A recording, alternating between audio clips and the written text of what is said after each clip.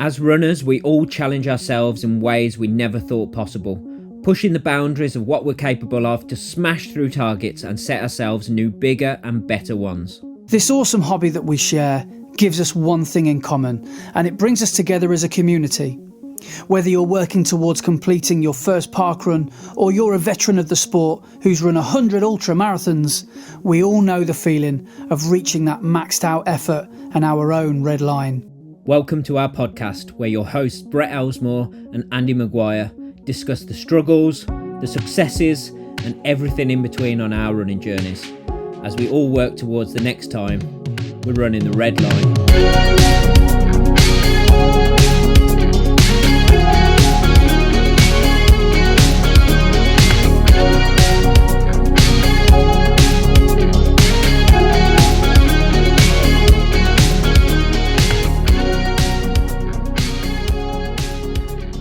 Hello and welcome to episode 73 of Running the Red Line. I am your host Brett, and I am joined as always by my co-host Andy.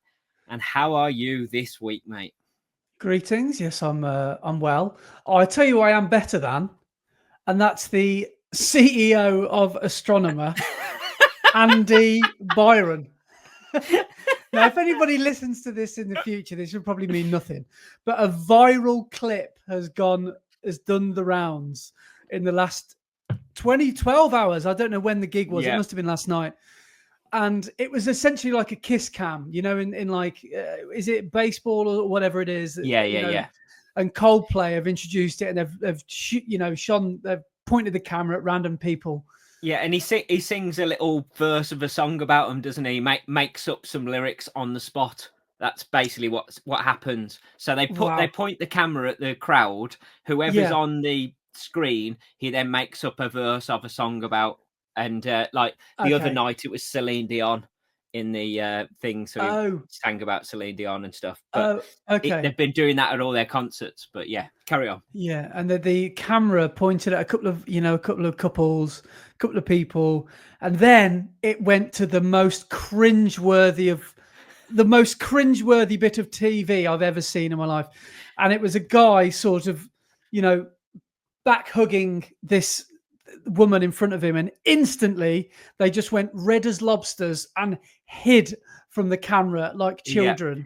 She turned round, but he proper ducked out of the way, didn't he, behind the barrier? And I don't know if people are saying this, but the obvious thing would be, just don't move, and then no one would have noticed. Yeah. Or pretend you're really happy and celebrate, and no one's going to think two things about it. Oh, it's so dodgy though, isn't it? It's like if you're having an affair and you're going out in public to events. Yeah. You had it coming. Did you see his apology? In his apology, like his statement that he put out to the public to say sorry to like his family and his wife and everything, he then put, "I find it troubling that such a private moment can be made so public." And it's like, hang on, you were at a concert with thousands of people in a public space, parading your affair. I absolutely love that. You can't blame other people for making your affair public. You were doing it yourself. That's brilliant, isn't he? He's so guilty, yet he's still blaming everyone else. Yeah. And I don't think he even sounded like he said sorry. I don't think he does say sorry to his wife and everything, but then he says that he finds it troubling that such a private moment can be made so public, and then finishes off his statement with a lyric from Fix You. He puts, "Lights will guide you home and ignite your bones, and I will try to fix you." Oh, that's probably shouldn't have done that, mate. No. No. Because I don't know if he's the CEO, he's obviously the head honcho, isn't he? So he's probably not gonna. Good for their stock, isn't it? Good for their publicity. The woman he was hugging is his married head of HR. The head of HR. That makes it so much better. So that makes it so much more juicy that she's head of HR. Yeah. So he's married, she's married, but she's the head of HR of the company. Oh And my then, God. do you know in the video, there's a woman stood next to him who's just laughing and smiling about it. Yeah. Apparently, that's her mate who also works at the company and recently got a promotion. Oh. It stinks to high hell, doesn't it? It's so bad. That's so funny that she's in HR. She's the head of HR. It's been so long since I've been in like tiered level employment, if you know what I mean. Because I've been self-employed for many, many years. But I guess now, even if you work at McDonald's, if you have a relationship with another employee, I wouldn't say it's a sackable offence, but it's like, well, it's heavily frowned upon, and they have to deal with that, don't they? Yeah, they encourage you not to have relationships within the company wherever you work. Like at the college where I'm at, it's part of the policy is we encourage you not to have relations within the company because of all the problems that could be caused through that. But I mean, they can't sack you for it, and they can't make you not do it, but they encourage you not to. And I mean, it's such especially not when you're married. Don't do that.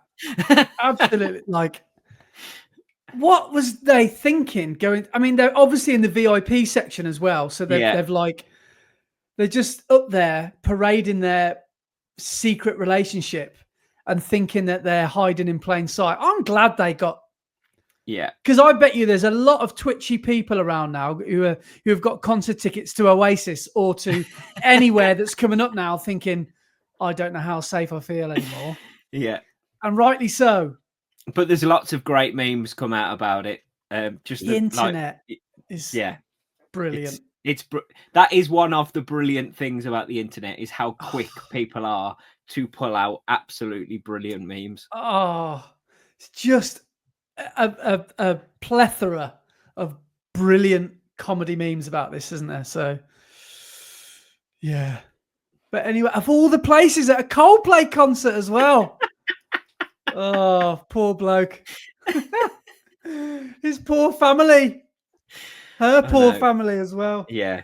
Yeah, I don't really feel sorry for him, to be honest. I don't feel sorry for him. But there we go. Other than that, how have you been? Obviously, you're better than him, but how have you been? What have you been up to? Yeah, I've been I've been in a bit of an edit cave this week because I've been finishing off a wedding to send back to a couple, which has been weighing me down for a long time because it's been such a complex edit. I've been having, in a perfect world, I would love to have 9-hour sessions in front of a computer screen, but it's felt like I can only smash and grab like half an hour, 45 minutes here and there. So I can't really get into a proper edit process. So I'm in the final stages of finishing like the color grade now, like sort of all that boring stuff. But it's like one of the best things I've ever made. I'm really pleased with that. I don't usually, I might ask the couple and just double check they're okay with me doing it, but I might publish this film I've made because it's quite good. I normally say to my couples, you'll get about a 10 to 12 minute wedding video because it's changed now because everyone used to get a 2-hour wedding video on a camcorder back then.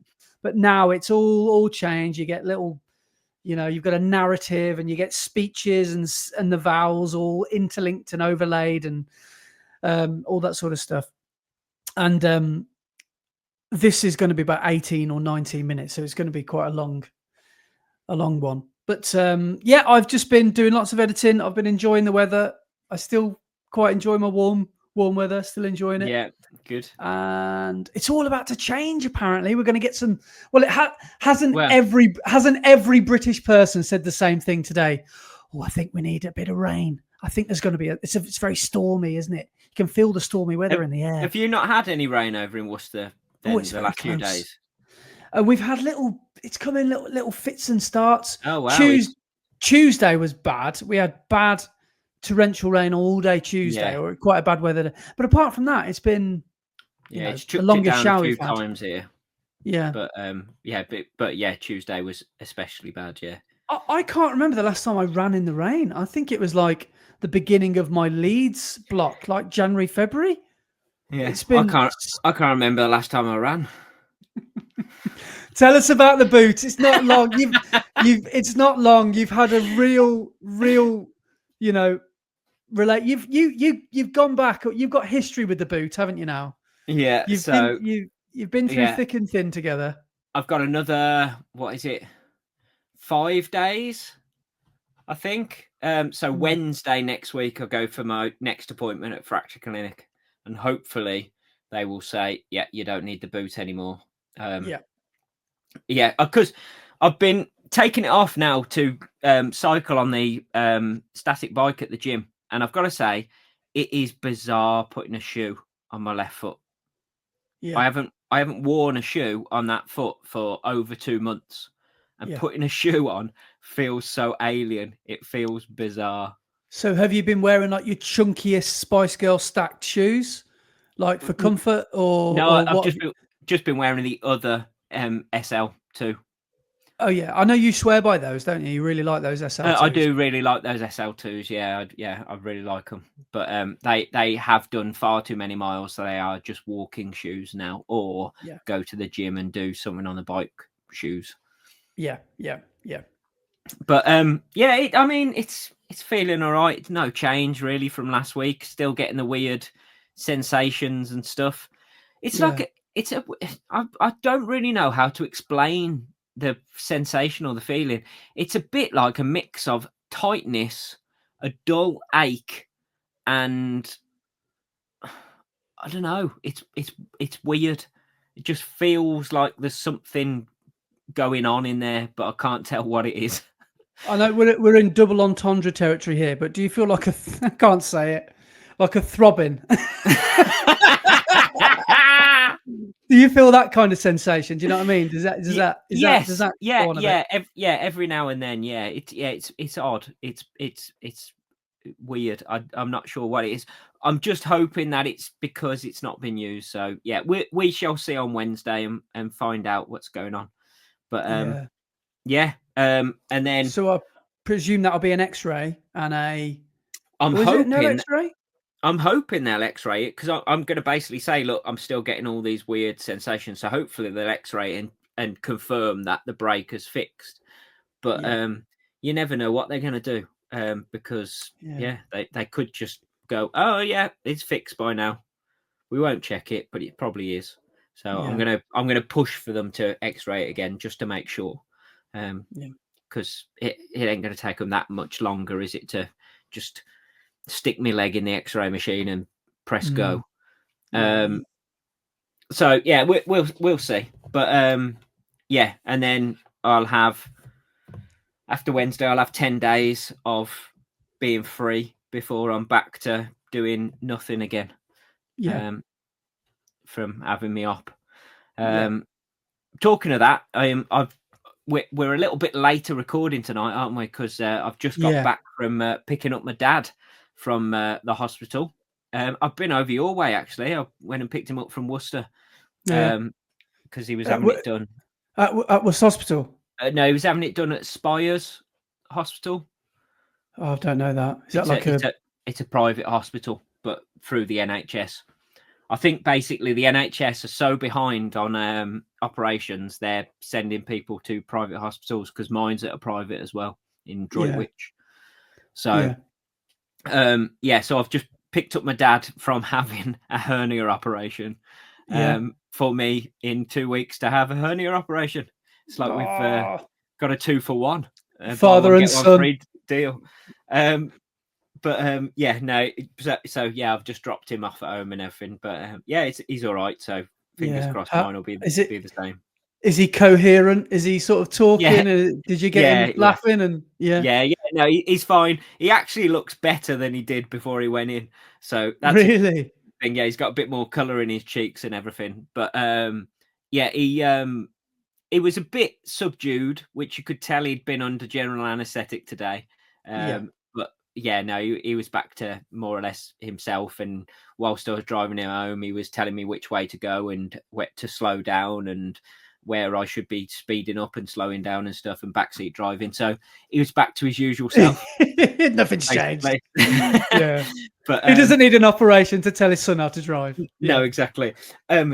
But what I did want to say, because I've written it down on my list, because talking about my dad, I forgot to say this. He told me, well, Mom told me, probably 4 or 5 weeks ago, and I thought, oh, that's brilliant. I've got to tell Andy about this, and I've completely forgotten till now. And it was, do you know, a while back you were talking about one of the best things you've bought food-wise recently was what was something that you've bought recently and you were like, oh, this game changer, like the best thing since sourdough sliced bread from Lidl. Yeah. Sourdough bread. So he listened to that podcast because my mum and dad watch this podcast at home. And he heard that and you talking about sourdough bread. And the next time he went out shopping with my mum, he made my mum buy some sourdough bread. Yeah. But then also took her to M&S and bought some M&S salted butter because you said it was the best butter ever. What a combo. Did he like it? Please tell me he was impressed. Yeah, he did really like it. But it was just the fact that he heard you say that the best bread was sourdough and the best butter was this salted butter with chunks of salt in from M&S. And he made my mum go to those specific places to buy those specific things. What else can I make him do? That's absolutely brilliant. I hope he enjoyed it, because I think that combination is not far off unbeatable. So I'm a big fan as well. I'll be honest. Here's a new butter for you to try. Mr. Elesmore Senior is probably already had this. I think it's called Kerrygold. Is it Kerrygold, the Irish butter? Yeah. Big fan of that. If you can track any down in this country, I don't know if they actually sell it. Because have you ever listened to the Off Menu podcast with Ed Gamble and James Acaster? Yes, I did. Yeah, it's fantastic. I love it. But all the Irish people that have on always talk about Kerrygold butter. Really? Yeah, it is good stuff. It's when we went for our honeymoon to Ireland, I think we bought it because it's like it was in abundance, in the fridge. It was the only butter you could buy, and we had it, and it was like, oh my god, this stuff is like, so good. And it's making me want to go and have a bit of bread and butter now.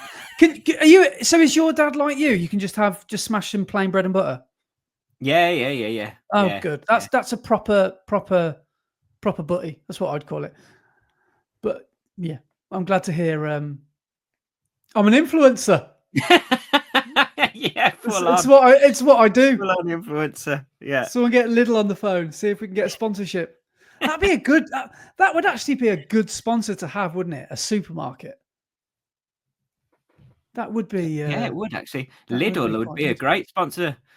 I basically, all my shopping comes from Lidl. The only thing I don't buy from Lidl is porridge oats and squash, which come from Tesco. Other than that, I shop at Lidl. I've got a new one for your dad. Is he a fan of? Because I wasn't. I've lived a relatively sheltered life until I met Laura, and I've known Laura 10 years, and I don't know how it's taken us 10 years to get this far. But I've now started having granola with some Greek yogurt. Now, it is cheating a little bit because the Greek yogurt they sell at M&S has got a bit of sugar in it, so it is slightly sweeter. But if you have that with a couple of strawberries or, I don't know, some banana or something, it's just, maybe it's because it's summer and it just feels good eating your breakfast outside. I don't know. But it feels more exotic. Have you really only just tried granola and Greek yogurt? Yeah, next week is cornflakes. That's mental. I know. I've just never considered it as a breakfast. I'm not a healthy eater. I don't know if that comes as a surprise to you or our listeners, but I have maybe you don't qualify super sweet, full of sugar Greek yogurt as healthy eating, but my breakfasts have normally been a bacon sandwich or cereal for 39 and a lot of years. Yeah. And now I've started having like actual fruit. We went out for breakfast the other day, and Laura was like, "Are you okay?" Because I ordered a waffle with honey, not maple syrup, and fruit. She was like, "Wow, really? Not chocolate? Why didn't you go for the full English? Why didn't you go for the pancakes?" I was like, "I'm all about the fruit now. I'm a changed man." Wow. So I sent it back, and then I got the bacon sandwich. I was going to say. Yeah, I mean, you've seen my photos of my breakfast. Yeah, and that is probably the same breakfast I've had for the past 3 or 4 years. Every day. I thought you were going to say more than that. That's a good routine to find yourself in, though, isn't it? Because what would you normally have? Some sort of yogurt? My breakfast consists of porridge oats with chia seeds, flaked almonds, made with water. I don't make porridge with milk. Make it with water. Because the creaminess comes from the Greek yogurt on top. 0% fat Greek yogurt, just plain Greek yogurt, with blueberries and strawberries, sometimes bananas, sometimes other fruit, depending on what I go for. But mainly blueberries and strawberries. You can't beat a bit of podge, though, can you? Porridge is like, especially when you know you've got that long run or you're preparing for a marathon or whatever. It's just such a good like source of like proper carbs in it. It's just such a good. Yeah, but I don't like instant porridge because it's full of sugar and it's milled down, so it's really fine, and it just turns into sludge. I like proper rolled oats, so it's like a thick porridge. That's when it's nice. Laura makes, I mean, I'm sure it's a fairly, I don't know, maybe it's a common thing to make your own granola. I don't know. But she started making granola, and I'm not joking. It's the best granola I've ever had. It's ridiculous. Yeah. And it's like everything is, well, there's nothing processed about it because there's no, she don't think she puts any sugar in it. I think she puts a bit of syrup in there to sort of, bind things together. I was going to say, does she use honey or maple syrup? Because that's how because when you toast it in the oven, that's what makes it crunchy and what gives it the granola type. But it's probably a maple syrup. But honestly, the smell that emanates from the kitchen sometimes could just turn me into a zombie. I could just like find myself just like in the old cartoons where the cat smells something and then starts to float through the air. That's basically what happens to me. And then I just become a child and start eating it hot when it's just come out the oven and it's 40,000 degrees. Yeah. Because I can't wait for it to cool down. But yes, how did we get here? Yes, Greek yogurt. But it's I don't know the science, and I'm sure you probably do, but it's good bacteria, isn't it? It's good. Greek yogurt is full of good stuff to settle your stomach, and it's the opposite of having Frosties with milk, isn't it? Yeah, basically. And it's and it tastes really good. And I think I'm one of those annoying people that have been like, no, I don't like it. Well, have you tried it? No, but that's not the point. I don't think I'll like it. I think I've done that. I think I've done that so much of my life. And then if I just start saying yes a bit more, maybe that's what I've got to do in my 40s, is just start saying, yeah, I'll have that. I'll try that. Is there anything you won't eat? Not really. No, pretty much. If it's edible, I'll eat it most of the time. There's a few things which I've tried and haven't really liked, but I can't really think what they are off the top of my head. Things like, I don't know if I could do snails or things like that if I went to France. I don't know if I could eat snails. What have I had? It's gonna sound a little bit borderline stereotypically. I can't remember if I had snails or frog's legs. I think I had snails, and I was with some French people. We went to Paris, and all of a sudden they'd ordered some food, and I was like, I didn't order anything. And they were like, no, we've got you a surprise to try this, and it was really nice. It was just like a garlic buttery kind of dip with some bread. That's all I remember it being. It wasn't as hideous and horrendous as I thought it was going to be. Now, the more I question it, the more I think, well, was it actually snail at all? Yeah. Why have I just paid why have we just paid €13 for this? But it wasn't as amazing. And apparently frogs' legs are a little bit like a chickeny kind of texture. I don't know. But have you ever heard of, some countries, I'm going to sound a bit Carl Pilkington here, but some countries eat some weird stuff. Yeah. I went to Iceland years ago, and I was offered it, and I said, no, I'm not eating that. Just out of pure, what was it, shark? Fermented shark fin. Who's eating that? Yeah. Why?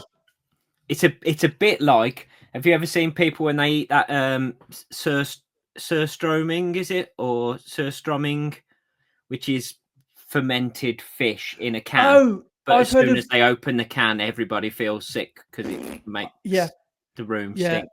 I've heard of something in Norway called lutefisk or something, which is fermented fish, which I think the idea of it is they'll catch the fish and they'll somehow put it through this fermentation process to keep it edible for months, if not longer, because sometimes it freezes over or the fjords freeze over, so they can't fish. And I think that's where it comes from. I think, could be wrong about that. But it stinks. It's such a bad smell. Mm-hmm. It's the worst smell. And that's not my... But I mean, imagine living somewhere so isolated that's... Yeah, that's the only thing you've got to eat. So you'd eat it, yeah. We don't know how good we've got it sometimes, do we, living in this country? Definitely not. With your posh Greek yogurt and strawberries and stuff. Talking of Greek yogurt, hang on 2 seconds. My cats are having a bit of a wrestle again. Thank you. Boba showing his dominance. They're both trying to lie on the same bit of windowsill, which isn't big enough for both of them. So, but what I was going to say, Greek yogurt, because I always have 0% fat Greek yogurt. I went round to a friend's house a while back, and they had 5% fat Greek yogurt, and I was like, ooh. And I had it, and I'm not joking, it tasted like it had sugar in it because it had the fat in it, and because it tasted sweeter, which is weird because it didn't have any sugar. It was just still plain Greek yogurt, but because it had that fat content, it made it taste sweeter, which is crazy. Well, this is kind of segued into this part. I was thinking, how sometimes your mind just drifts when you're driving, and I was thinking about this today. My diet, don't get me wrong, is bad, but it's nowhere near as bad as it used to be. And since I've become a runner, it's like running. It's like if weight starts to drop off you don't intentionally lose the weight. It's almost like a byproduct of doing the hobby that you love doing every day or every other day or whatever. It's like the lifestyle that you once lived has to change, doesn't it? It's like there's no room for 5 takeaways a week anymore, like there maybe once was. And I'll tell you a change I've had to make, and this might be controversial, and people, I don't care if they think of me in a different light now. When I go for we might have talked about this before, when I go to an India now, I have a korma, and I'm not afraid to admit it. I used to be a Madras man. I used to be a Madras at the coolest, but that was because I was basically a performing monkey for my friends. I would do it for the lads, for the laugh. But now I did that. I made the mistake of still having and enjoying spicy food, and then was training for a marathon. I think it was either Brighton or Manchester. And I did a Sunday long run, and it was one of the worst experiences of my life. Not necessarily thinking I was going to but just the pain in your stomach from it was like my stomach felt spicy. I can't explain it. It was disgusting. The feeling, the sensation of it. I was like I was ruining it. I was like I was poisoning myself. And I don't know if that's the point of, that sort of cuisine, is to eat it and then go for a 20-mile long run the day after. Yeah, definitely not. I don't necessarily think that's what it's designed for. But has your diet unintentionally changed over the years? Definitely, yeah. I mean, like my breakfast, as I say, like the last few years, it's been the same thing over and over and over again. But I know by having that breakfast every morning. Well, I say morning. I don't eat till midday. I have my first meal of the day at lunchtime. But I know that if I have that same meal of porridge with chia seeds, flaked almonds, Greek yogurt, fruit, I've ate really well in that morning. Yeah.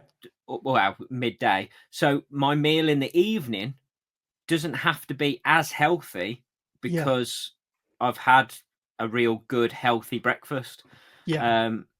So I can eat slightly worse, but I don't eat anywhere near as bad as I used to before I was a runner. I used to eat so badly in the evenings. It was just like the quickest thing you could possibly make. Whereas now you want something tasty. Yeah.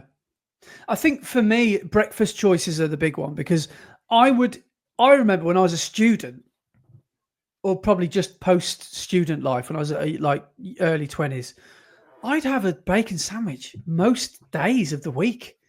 And like now I can't run on that kind of food. Like my body just can't operate.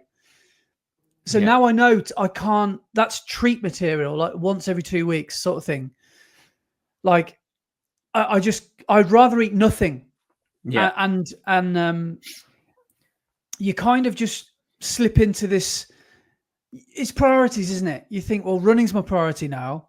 How can I efficiently get through a day and get my run in, without causing myself gastro issues, or, having to feeling like I can't enjoy a run because I'm in so much pain, or that sort of thing. So you do have to make sacrifices, and it's not necessarily because you're thinking, oh, I want to lose, 6 pounds this week. It's because you have to, because your body can't do the things it needs to do.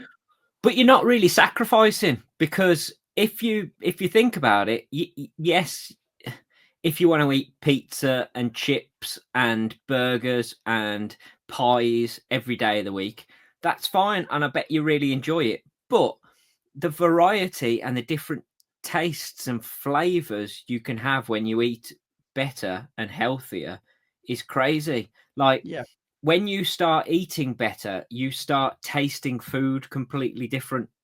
So things become tastier because you're trying all of these different flavors. You're not just having the same beige stuff day in, day out. Like when I first started working at the college years and years ago, because they got a canteen where they serve hot food, I'd have chips every day because it was one of the cheapest things on the thing, and it was just easy.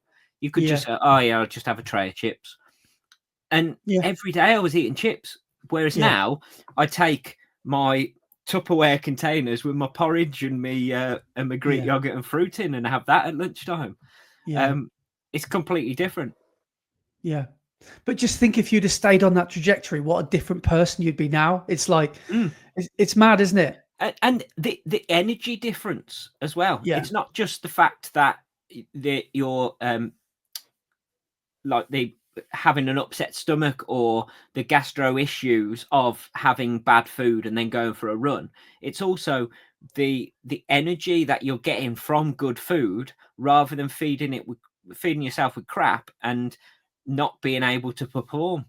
If you're putting in bad fuel, your engine's going to run bad. So if you're filling it with premium fuel, then you're going to perform better. Yeah, And you just have to make that adjustment, don't you? Mm. And it's normally born out of, like, what are you drinking? What's that? Are you drinking chocolate milk? No, it's a iced coffee. Oh, right, nice. I thought you were having a cheeky Nesquik talking about talking about. I tell you what you do. You want it. Your body's your temple, all right? Yeah, I tell you what, chocolate milk is one of my staples on my weekly shop, though. Here I am with my fridge. Yeah, but one of the best ways of getting protein in a tasty way after a workout. Yeah, Chocolate milk. Well, do you remember my Valencia video? At like half marathon, you run through this like moo sound. You run through this like farm, and it's like the official sponsor of the Valencia Marathon is the equivalent of, like, I don't know, Cravendale or something. But instead of them playing music, they're just playing moos. What they need to get Crusher as the sponsor, so they can have them little cats that are all dancing on the Crusher. Oh yeah, that would be good. Yeah, but yeah, that was a strange one. Talking of Valencia, I've got to sort out transferring my Valencia place. I need to see if somebody actually wants it. But I was looking into the process of how you transfer your place at Valencia, and it's completely different to other places. So, like, in other races, I could sell my place to a friend and just transfer over their name to the place. But the way it works with Valencia, I didn't realize this, but I have to find somebody who wants a place and then request a transfer. They'll send me a transfer code. The person who wants a place then has to apply on the Valencia Marathon website and put this code in, the transfer code, pay for their place to Valencia Marathon, and then I'll get a refund for my place. So you don't get the money until that person. So I can't just sell my place. Somebody has to pay for the place for me to then get a refund. Yeah, I see that working, actually. That does sound... So it has to go through the official process rather than just, oh, my mate wants it. Can you just put his name on that number? You'd think, though, the waiting list would do that job for you. Like, why do you need to source the person, if you know what I mean? Yeah. It's a bit weird. I don't know whether I can just go onto the waiting list and go, hey, this person can have my place or something like that. I was just looking into how I transfer a place. But I didn't even think about the waiting list yet, because there's a waiting list, isn't there? So there may be someone listening. There may be someone listening who might be interested. So yeah, give Brett a DM. Yeah, and, you never know. Now I get 20 million different DMs, and I've got to choose someone. You'd be like selling Oasis tickets. It'll be about 40 grand. So. But yeah, so this might segue nicely into our next topic. But speaking of putting bad stuff in your body and cheats, and cheaters of the world, yes, there's some other breaking news that broke. Yes, was it yesterday? This week, Ruth Chepengetich has been provisionally suspended. And she is the current marathon world record holder. She was the first woman to ever break 2:10 in the marathon. At Chicago Marathon last year, she ran 2:09, I think it was. Was it like 2:09.50 something, 56 or something? I would tell you exactly. It was 2:09.56, yeah. I'm sure it was under 2:10, wasn't it? Yeah. And she has been provisionally suspended by the Athletics Integrity Unit after testing positive for, and you'll have to bear with me here, hydrochlorothiazide. I think you handled that quite well. There we go. In a test on March the 14th. So basically what hydrochlorothiazide is a diuretic. So a diuretic is something that makes you go to the loo more and flushes out your system. Right. And lots of people use diuretics, and that one in particular, to mask using performance-enhancing drugs. drugs. So Oh. because tests are done on your urine, and that's I get you. Right. so after a race, they test your urine to test for performance-enhancing drugs.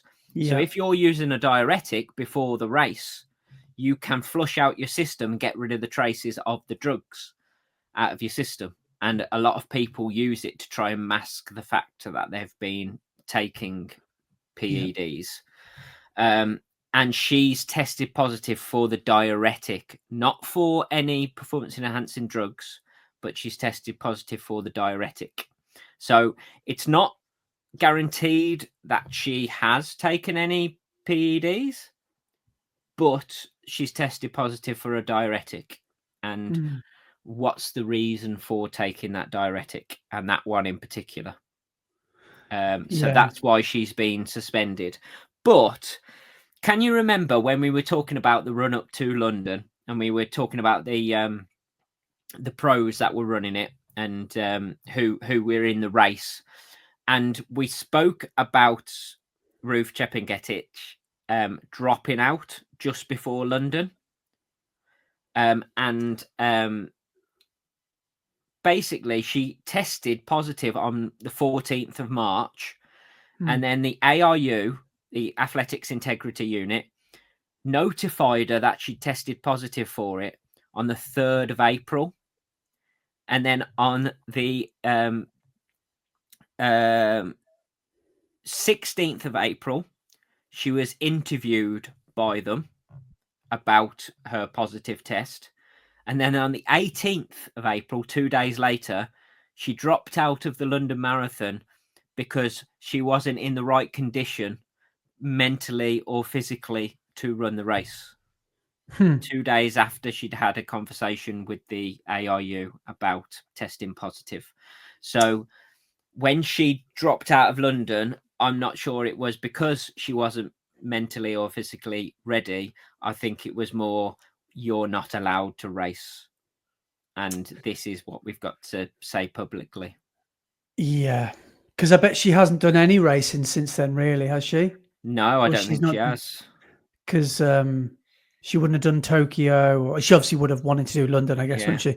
Or Boston. But But basically, after that, she opted for a voluntary suspension. So she suspended herself voluntary, but now it's actually been made public that she's actually been suspended by the ARU. So was the world record ratified? It's not. I don't think it's been ratified yet.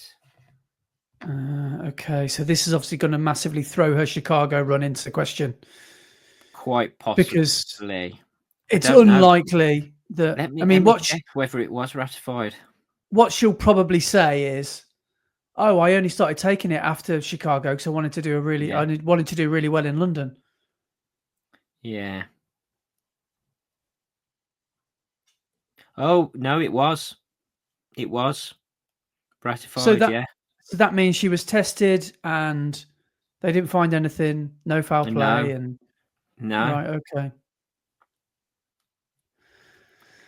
Yeah, okay. But it does call into question, was she using things back then and using diuretics to get rid of them for the tests?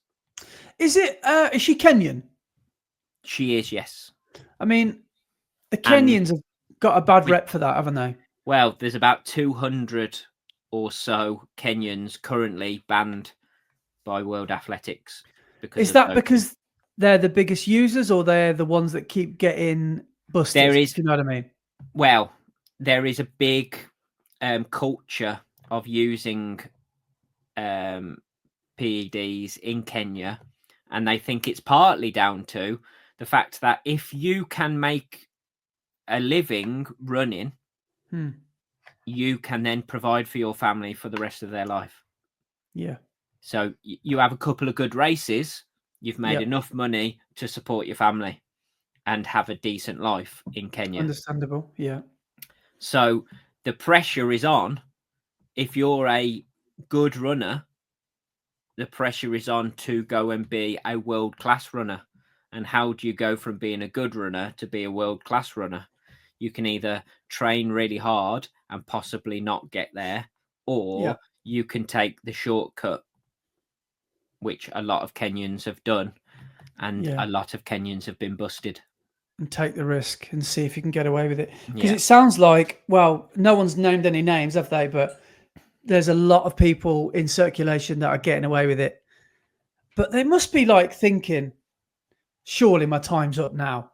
But maybe there are ways and means to get away with it, and they'll take the risk if it means. Because, I mean, do you think that if you get prize money, that gets taken away from you? It can do. Yeah.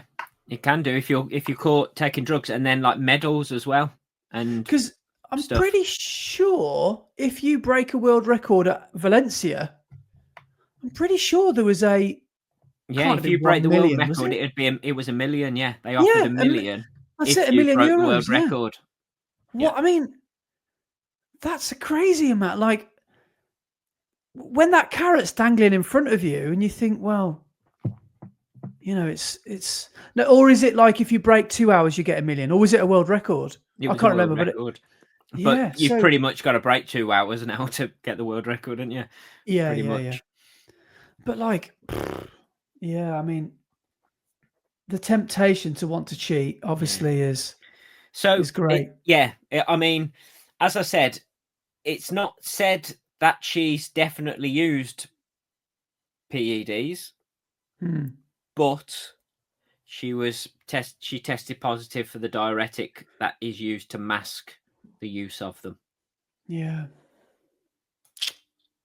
So, it's an interesting one. So we'll have to see what happens and where it goes from here. Naughty Ruth. Yeah. So what else have we got on the agenda? So actually tomorrow. Something we spoke about months ago when the tickets went on sale, and both of us went, "Oh yeah, we should get tickets to go and see that," and never spoke about it again. It is the London Diamond League tomorrow. Yeah, I saw Noah Lyles get interviewed about it, and it looks like it's going to be good. Yeah. So on the schedule for races that we will be interested in.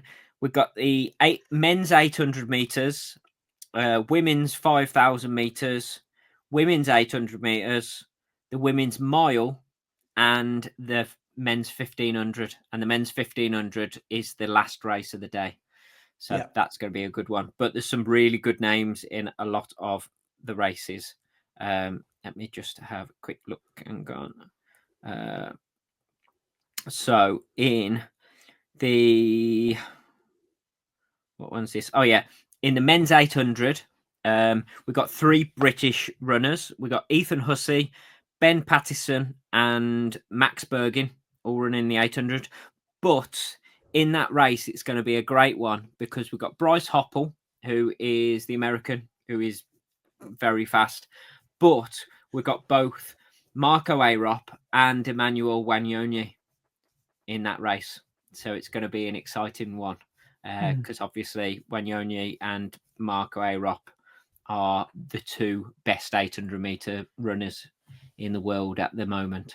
So they could be going for that world record pace. I don't know. So we'll see. But then in the women's 5,000 meters, we've got quite a few Ethiopian runners running, but we have got how many? 5 British runners. So we've got Hannah Nuttall, Megan Keith, Callie Helga Thackeray, Inez Fitzgerald, and Alexandra Millard. So Inez Fitzgerald is a young runner who's up and coming, who is getting quicker and quicker. Callie Helga Thackeray is our marathon runner who has also been dropping down and running super fast times in the 5 and 10K recently. Megan Keith is a Scottish girl who went to the Olympics for the 10,000. And Hannah Nuttall is also really good 5 and 10K runner. from the UK. So that should be a really good race. And along with that, we've also got a couple of Australians, George Griffith and Rose Davies. And I think Rose Davies is the current Australian record holder. So that should be a good race. And, then go on. I was going to say, I know you're about to mention it, but no, actually, you carry on. You carry on, because I'm thinking you're about to name the 1,500 runners. No, not yet. Okay, so, all right, okay. Next is the women's 800, and in that we have got Gemma Reekie, Georgia Hunter-Bell, and Laura Muir. Laura Muir is back. So she's run a couple of races recently. She's struggled with a load of injuries and not so great training over the last few months since the Olympics, but she is back. So hopefully she's getting back up to speed, and we shall see. Because the thing is, the British champs are coming up, and the British champs is what will decide who goes to Worlds this year. So there's lots on the line at British champs. So this London Diamond League will be a chance for some of these to test themselves out against each other and see where they are. So that should be really good, because Laura Muir, is she going to do the 1,500 or is she going to do the 800 at British champs? Same with Georgia Hunter-Bell. Is she going to do the 800 or is she going to do the 1,500? Could be interesting. And then Gemma Reekie, she's an 800 runner, but we are still missing, because she has dropped out. She was supposed to be running, but we're missing Keely Hodgkinson still. She still hasn't made her debut for this year, because obviously she got injured. She was supposed to do the Keely Classic. She was supposed to do the Keely Classic. Since that, she hasn't raced since then. So we're still waiting for her first race of this year. Yeah. So that's going to be interesting. And then in the women's mile, we've got a few British runners. We've got Katie Snowden, Erin Wallace, and Reve Walcott-Nolan. Reve Walcott-Nolan, she was one of our runners at Paris Olympics for the 1,500. So that should be interesting for the mile. We've also got Sarah Healy, who is the Irish runner, and Jess Hull, who's Australian. They're obviously, Jess Hull is super, super quick. So we shall see how they go in that race. But the last race of the night will be the men's 1,500, and there is a great lineup for these. So we've got Adam Spencer, who is Australian, Salomon Barega from Ethiopia, Robert Farken, who is running for On, but he's German, but I think he trains in America with the On group. Jude Thomas, who is young Australian, Ollie Hoare, who is one of the Australians who runs for the American On group over in Boulder. We've got Narve Nordas, who is the Norwegian, who is in competition with Jakob to be top Norwegian. Then we've got Cameron Myers, who is the young Australian who is super, super quick and one to watch out for. Isaac Nader from Portugal. Fanuel Koech from Kenya, Zan Rudolph from Slovenia, and then we have got an amazing British lineup for this race. So we've got Ben Claridge running, but then we have the big five from the UK, and these five are all in competition for the places at World Champs later this year. So we've got Neil Gorley, Elliot Giles, Jake Whiteman, Josh Kerr, and George Mills, all going in that 1,500 tomorrow.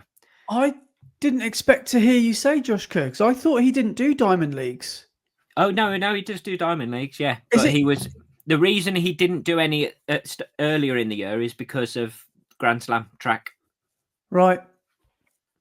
I thought, was it Jakob that doesn't do No. No, Jakob does Diamond Leagues as well, doesn't Yeah, he? yeah, he's a big Diamond League runner, yeah. But Or maybe it was. he's still not up to full fitness yet, Jakob. Yeah. So, but that's going to be a really exciting 1500 with a top 5 Brits. Who's going to come out on top for the Brits? That'd be a good race, and a home crowd as well. Is that the London Stadium, isn't it? Same as the Olympic 2012. Yeah, I think so. Olympics 2012. Yeah. Yeah, that sounds really good. Exciting. Yeah. Well, I was going to mention, if you don't mind, I went to watch a race on Wednesday.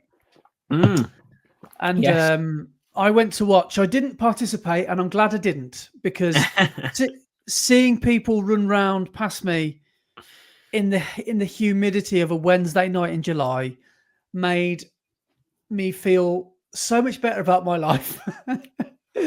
Because running in this weather, running hard in this weather, if you're PBing, I would say from June till August, very well done, because you're working probably harder than you would do for the other 9 months of the year. So, but I mean, there are advantages to it. You're not cold, obviously. Sometimes people run better with warmer muscles and all that sort of stuff. But for most of us, the humidity is a killer. But I went down to Pitchcroft, and it was the local. It was actually my club's 10K. It was the Worcester AC Pitchcroft 10K. So every year there's a midweek 10K, which is 3 laps of pitchy, and it's a fast race. I think it might have even been a county champs race this year. I'm not sure. Don't quote me on that. I think it is. Yeah. But yeah, it was, as everyone knows, it's a fast and flat course, very dull, which we might get onto if we've got time in a bit, as I found out last week. But a good place to go to try and fight for a PB. But it was won in the end by somebody called Milan Campion, who did it in 30 minutes and 16 seconds. Now, I've got no idea whether that's anywhere near a course record, but that's pretty quick for a midweeker in the middle of Worcester. It is, isn't it? You know, when there's only a couple of hundred people racing. So that's a pretty good turnout. And he races for Bristol and West AC.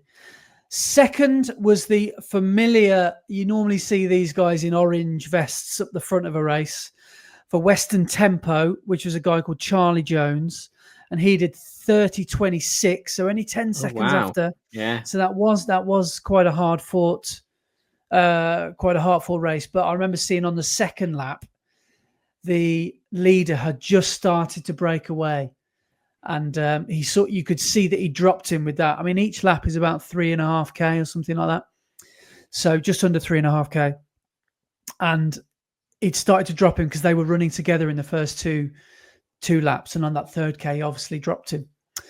So he made his move. And once you make your move at that speed, you've got to, I don't know, God knows how that must feel, but that must feel like we'll have to get him on the podcast and ask him how it feels. Yeah. But 2 minutes later was Jake Watson of Worcester AC. He did 32:02, and Luke Jones, who comes down to training on a Tuesday and Thursday night with Worcester. A really nice lad, Luke. Really, really like that guy.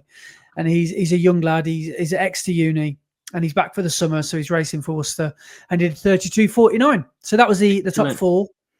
A few notable mentions. So we saw Mac Ashworth out there. Excellent. Who's getting friend of the podcast, Mac. Friend of the podcast, Mac.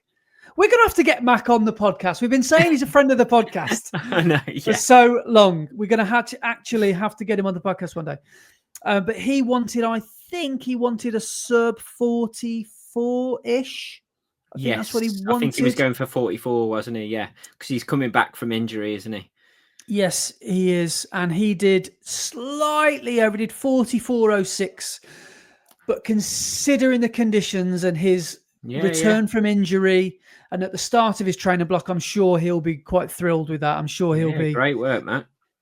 He'll be pleased with that. And Mac has got Sam Bauer working on his garden at the moment, and Sam turned up on Wednesday night wearing some super shoes. I could not believe my eyes. So Sam normally turns up in his blooming sports directors or whatever his Carrymore's, yeah. Yeah, Carrymore's. Couldn't, doesn't really give a monkeys about all this modern tech. I normally beats everyone. But I didn't actually get his thoughts and feelings on it. But he did well. Sam, I'm not sure what his targets or goals were, but he ended up doing 42.33. So nice. Decent effort from Sam. And also I saw Rory and Rachel out there who did really, really well. Excellent. So Rory Hancock came in at 41.02. Nice. And Rory, sorry to age shame him, but he's in the 55 cat. I didn't know that. What? Yeah, I thought he was like in his 40s. I thought he was in his 30s actually. But amazing work from Rory. Did 41.02. That's awesome. And Rachel D, if I can just find her, she came in not too much later, and I'm pretty sure she got a what do you call it? First. She was first in her age cat, weren't she? Yep, and she did 42.57. Amazing. So that was pretty awesome. I saw the Bowden boys. Yes. Adam and Alex. So it's really good to see those lads. Alex did 40. He did 40 something because he couldn't believe it. I saw his Instagram afterwards, covered in spit. It was brilliant. It was absolutely brilliant. He was like, I can't believe it in his little yam yam accent. Sorry, he's from Stairbridge, isn't he? Stairbridge. I can't believe it. I can't. So he did really well, and he did 40.20. So a really good turnout by Alex. And Adam, his bro, did well as well, who we're going to mention as well a little bit later on, who also had a productive weekend the weekend before. But on this particular occasion, he got in at, was it 46.27. Excellent. So he did really well. Other notable mentions, I saw Kieran Deegan just before, and he was thinking, he literally said to me, I'm going to pull out of this, because he did a warm-up, and he said he nearly had a, how I would feel running after a madras. He said he didn't know whether it was touch and go, but his mate talked him into it and said, do you fancy an easy 40 minutes? So that's what they did. And they did 39.15. Nice. And he sort of jogged it round, and each lap he was like sort of grimacing. So I don't know if it was touch and go for him, but he did well. And I also saw Ruth. Was it Ruth? I also saw Ruth Chepingetich down there. Yeah, she's coming out from behind the bushes. Don't know why. Discarding something in the bin. She kept going to the toilet every 4 minutes. So I didn't really question why. But I also saw Aveen, who we also hear about doing really well on the Strava segment.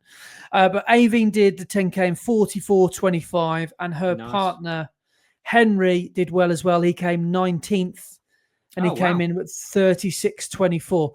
But Henry, Henry's a really good runner, and he was saying how hard he found it. I think he really struggled in the humidity, and I know Ben Pinfield did it as well. And where's Ben?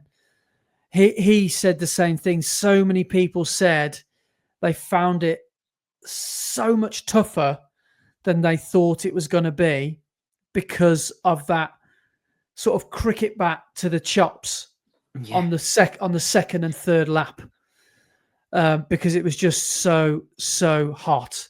And Ben, if I can find him, Ben did 57.05, so cruising round under the hour. So well done, Ben. And notable shout out to Louise, Sam Bauer's partner, Lou Chadwick, who did 1:18 as well. Nice. So I'm glad I didn't race, because I think the 18 laps the Sunday before was enough for me. Yep.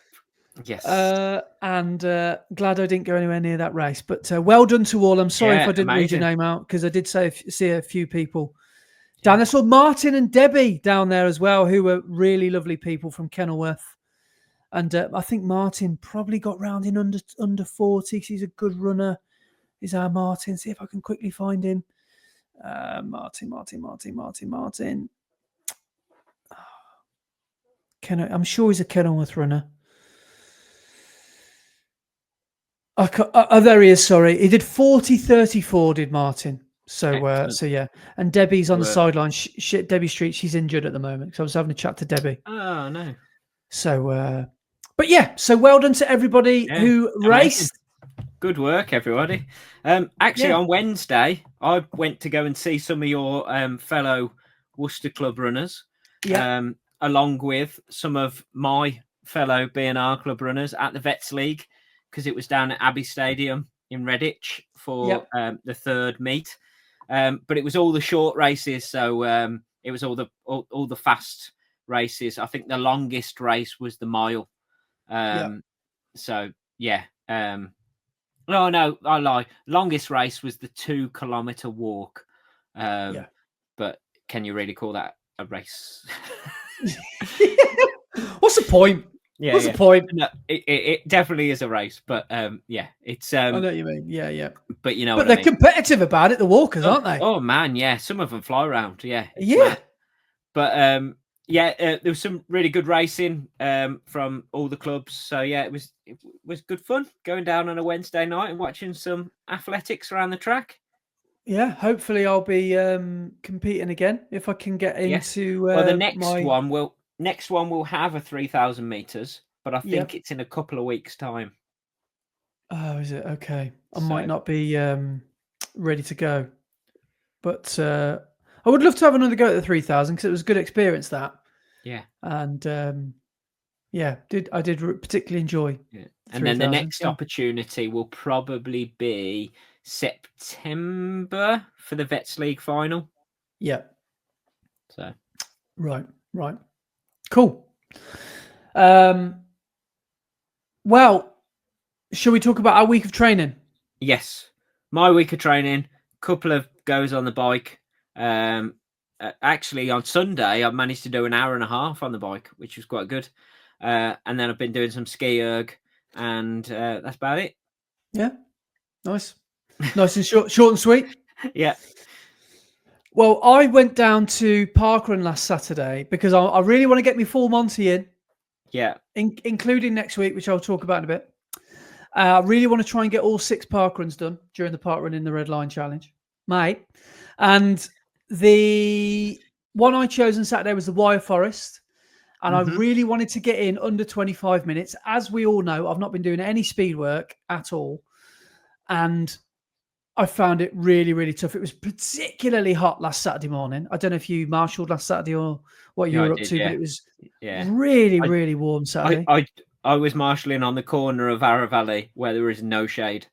Oh, lovely. It was nice. Yeah. Yeah.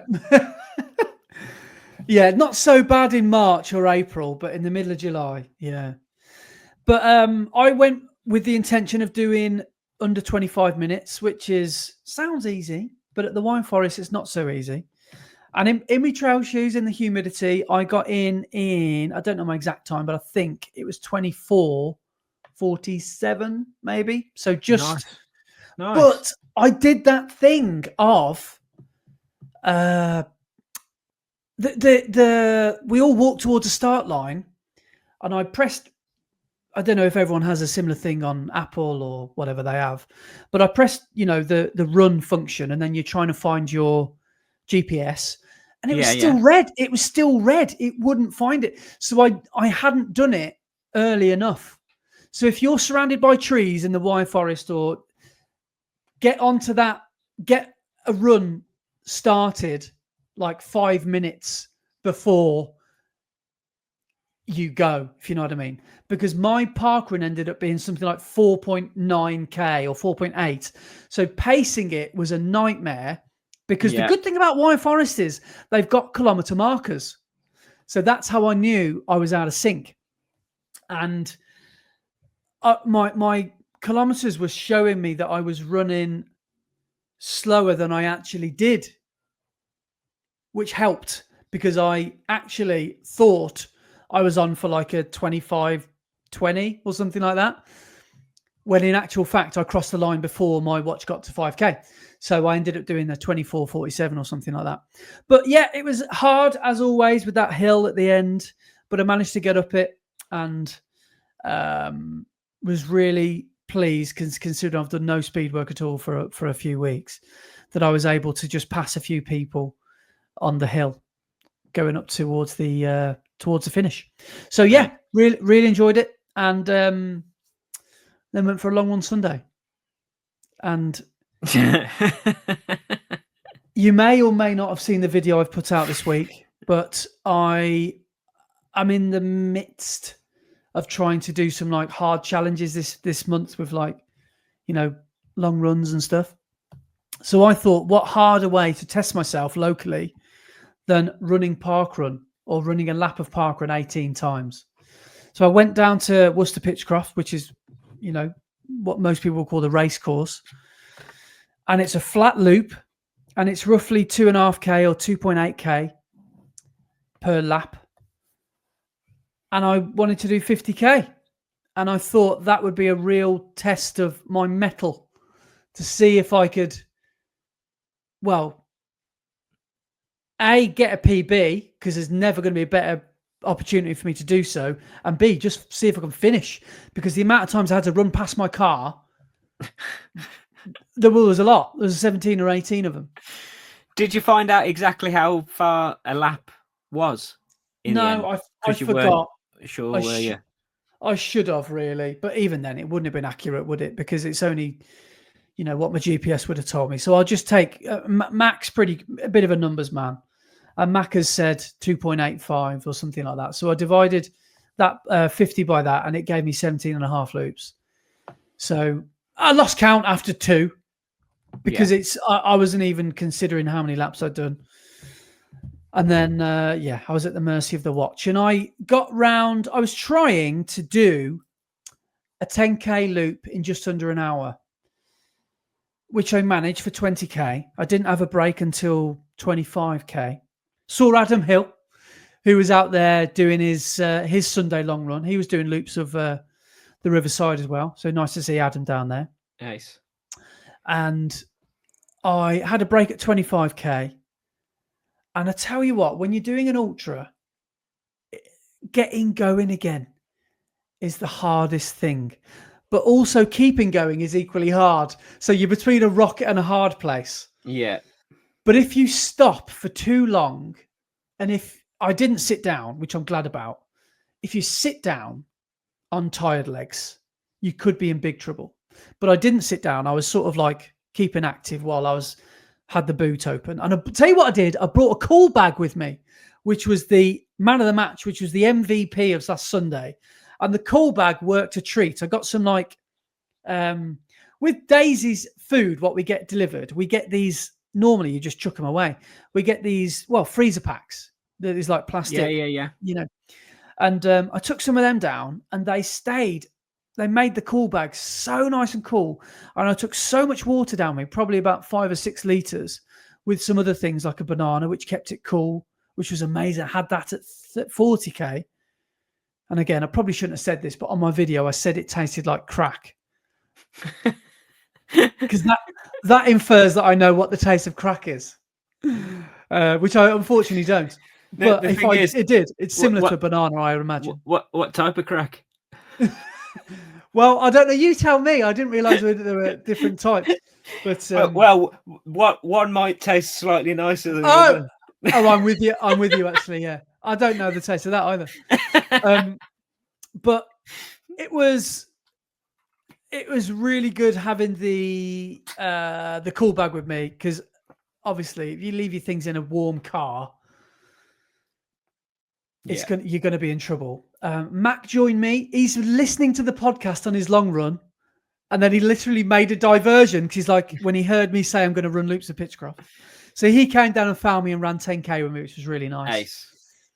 And then I had a second stop at 40K, and then I really struggled, because by now the 5-hour target was off, because in hindsight, what I would have needed to have done was to run 50-minute 10Ks Yes. Bought myself 20 minutes of break time and then run 50-minute 10Ks again, which is easier said than done. And you'd think, well, come on, Andy, you could probably do that, but it's so much easier said than done, because I didn't wear super shoes. I chose not to for a few reasons, but mainly because I didn't want to put, junk miles in super shoes. And I was wearing my Puma Velocity Nitro 3s, which was slightly ploddy and did slow me down, which could be a good thing, could be a bad thing. But that last 10K was awful. I had a couple of walks.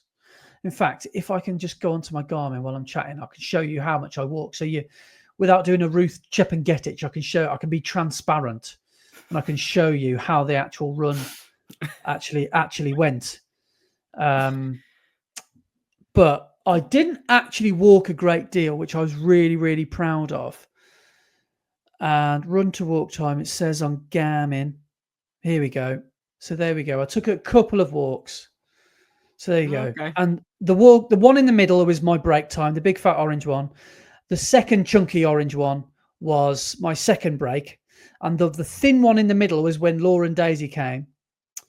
And I slowed down because I didn't really want to be like, hi, bye. So I slowed down. You got to talk to your wife, haven't you? You got to talk to her for a little bit. And then the little one that's at about 45K was a walk I had for about 3 minutes. And then I instantly, hang on. When you look closely, there are more walks. There we go. If I hold it even closer, there are even more greens. Oh, yeah.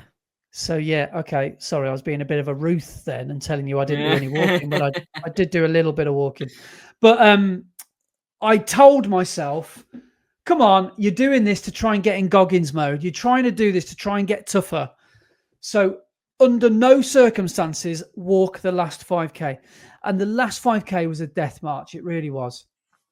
And I didn't run. I didn't run. I didn't walk any of it. But I slowed right down to 6:20, 6:30 a K, which is probably about 10.5-minute mile and something like that. And which, ironically, is about my Brighton Marathon pace that I did in 2021 or 2 when I did that. Yeah. But I ended up finishing the 50K with a pace of 6:41 a K. And I wasn't, that's my elapsed time as well. So I was pacing to 6 minutes a K, but with the breaks and with the walking and stuff like that, it did slow me down to 6:41. But I was trying to pace each lap to about an hour 10K, which I didn't go too far wrong with. But yeah, so that's what I did. I got through it, and really pleased that I did. So yeah, another 50K done. And this week of my Sufferfest will be an elevation challenge. Oh, okay. And it's not going to be a 50K because the place I'm going to run, if I did 50K, I might die. So I don't think I'm going to do that. So I'm going to do a 30K, which is about 18 miles or so. But I'm going to run. Let's use that term loosely. I'm going to run the Malvern Hills ridge line, every single hill from end to end, which is about 9 miles, and back again. Now, I've tried to do that before, but what I've done is I've got to the end and I've said to myself, I can't bother to do that again. I'm just going to run the flat bits. And so I've run on the road all the way back to the car. Yeah. But this time I'm going to force myself, because I will have this pointed at myself. And this is like influencer blackmail, because when you've got a camera, you have to do things. Yeah. You've said you're going to do it, so you got to do it. Yeah. So I'm going to drag myself up those hills. Now, one of the big things about this challenge will be the ridgeline of the Malverns. I'd say 90% of it will be in the sun. There's no tree, there's no shade. So if it's sunny, it will be a real difficult one. And Laura and Daisy might have their Sunday morning walk at the halfway point for me, which will be really useful because we might do a water drop and a bit of an aid station there. But yeah, so I'm going to run there and back. And the good thing is about an out and back thing is once you've reached your destination, it's all the way back home to the car then. So you can't ring for help because, well, technically you could, but there's no other way back to your car than get there using your own 2 feet. Yeah. So that will be this week's challenge, and I'm hoping to do about at least 1,600 meters of gain. So that'll probably be in a region of about 3,000, 4,000 feet. So yeah, that's what this Sunday's plan's going to be. Excellent. Sounds good. So yeah, that's the planage. Nice. And dare I say why I'm doing all this? Ooh. Or shall I save it? Leave it for the next pod, I would. That will come out. I will have nearly finished it. Yes. So all I'm going to say is I'm running a long way next week. Mm-hmm. And it's not just one day. You're doing it over several days, aren't you? No, you know what? I'm going to just quickly say it. Because I'm going to do this not just for myself. I'm going to do it as a fundraiser. So if anybody I'm going to make up a Just Giving page. I'm not going to give myself any targets, but look out on my social media because I'm going to, again, I'm not on it. Just watching it or being aware of it or telling someone about it is enough. I'm not asking for your hard-earned cash. But if you've got a 5 or a 10 to spare, that would be very, very much appreciated. But I don't do a lot of things for money, but the things I do for charity have got to really test me. And I am going to do next week something that I've been obsessing over for the best part of 2 years now. I am planning, I can't believe I'm saying this out loud on the podcast, to run the entire, again, let's use that term loosely, the entire length of the River Severn over 4 days. So it's going to be a multi-stage ultramarathon. Here we go. First day, the source of the River Severn to somewhere called Crew Green, which is basically the whole of the Welsh section in 1 day. 88, I don't know the conversion. I don't want to work it out because it sounds further in miles. 88.3k first day. So that's 2 marathons. Second day, Crew Green in Shropshire to Bewdley. So a bit closer to home, that one. That one's even longer. I'm dreading that one, but that's the way it's got to be. 93k. Day 3, I'm running through lots of familiar places because it's basically the whole of Worcester and Gloucestershire. Bewdley to Gloucester, 78k. So that's only 1 marathon and a bit. So that's 80k. So that's 50 mile. And then stage 4, the last one, Gloucester to Severn Beach, 78k. Now the actual official finish line of the trail is in Bristol, but they've added that in the last few years, and I think it's pointless because Bristol's not even on the River Severn; it's on the River Avon, and I just don't see the point in that. So I'm not bothered about running that extra few miles. So if anyone comes at me and says, you didn't do the whole thing, I'll be like, yeah, I know. I don't care. All I was interested in doing was running the River Severn. And it finishes at Severn Beach. I went down there a few months ago to do a recce. There's a bench just under the M4 motorway. And I'm going to sit on it and say, ruddy hell, it's soft sell. I'm going to sit on it and say, yes, I did it. And that's my finish line. So that's the plan. So how many K in total over the 4 days? It's approximately, I think I know it in miles actually, because it's quite an easy one to remember. I think it's 222 miles, something like that. And it is in kilometers because I've got the whole entire thing here. Yeah, it's 337.9k. And that is not including diversions and getting lost and aid stations, which might be on car parks and round corners that are not on the route. And I've written down aid stations and Every 10K, basically, I'm meeting Laura 10 to 15K. She's going to be crewing me. So she's given up a few days to do it. So God bless her. I've got a good one in my wife, and she is going to be... it's like the Cotswold Way that I did last year on steroids. How far was the Cotswold Way? 160 mile, 102 miles. 160 kilometres, 102 miles. And Hang that on, was so 50. you're doing more than double that over the 4 days? Because you did that over 3 days. Yeah, exactly. Because that's so it's longer and there's more stages. Yeah. So it's gonna be fine. It's gonna be fine. And I haven't actually got a hell of a lot of new gear. Like I'm just treating it like 4 long runs in a row. Yeah. So I'm going to be running most of it in my already existing kit and gear. What time are you going to be starting in the morning to hopefully finish in the evening? I'm going to try and aim from 6 till 6 every day. So I'm going to try and get on the road and I'll probably sleep well every night. So I want to try and be in bed by like 9, 10 o'clock most nights. But yeah, I'm going to try and hit those towns. So if any of you live near any of these towns and you want to share a couple of miles, you might be in luck because I'm going to be running through these places. So I'll just quickly shout them out. So Newtown, Welshpool, Shrewsbury, Ironbridge, Bridgenorth, Bewdley, Worcester, obviously, Stourport, Upton-on-Severn, Tewkesbury, Gloucester. And after Gloucester, it's just a hell of a lot of nothing, to be honest. And there's a few, it goes very wild after Gloucester.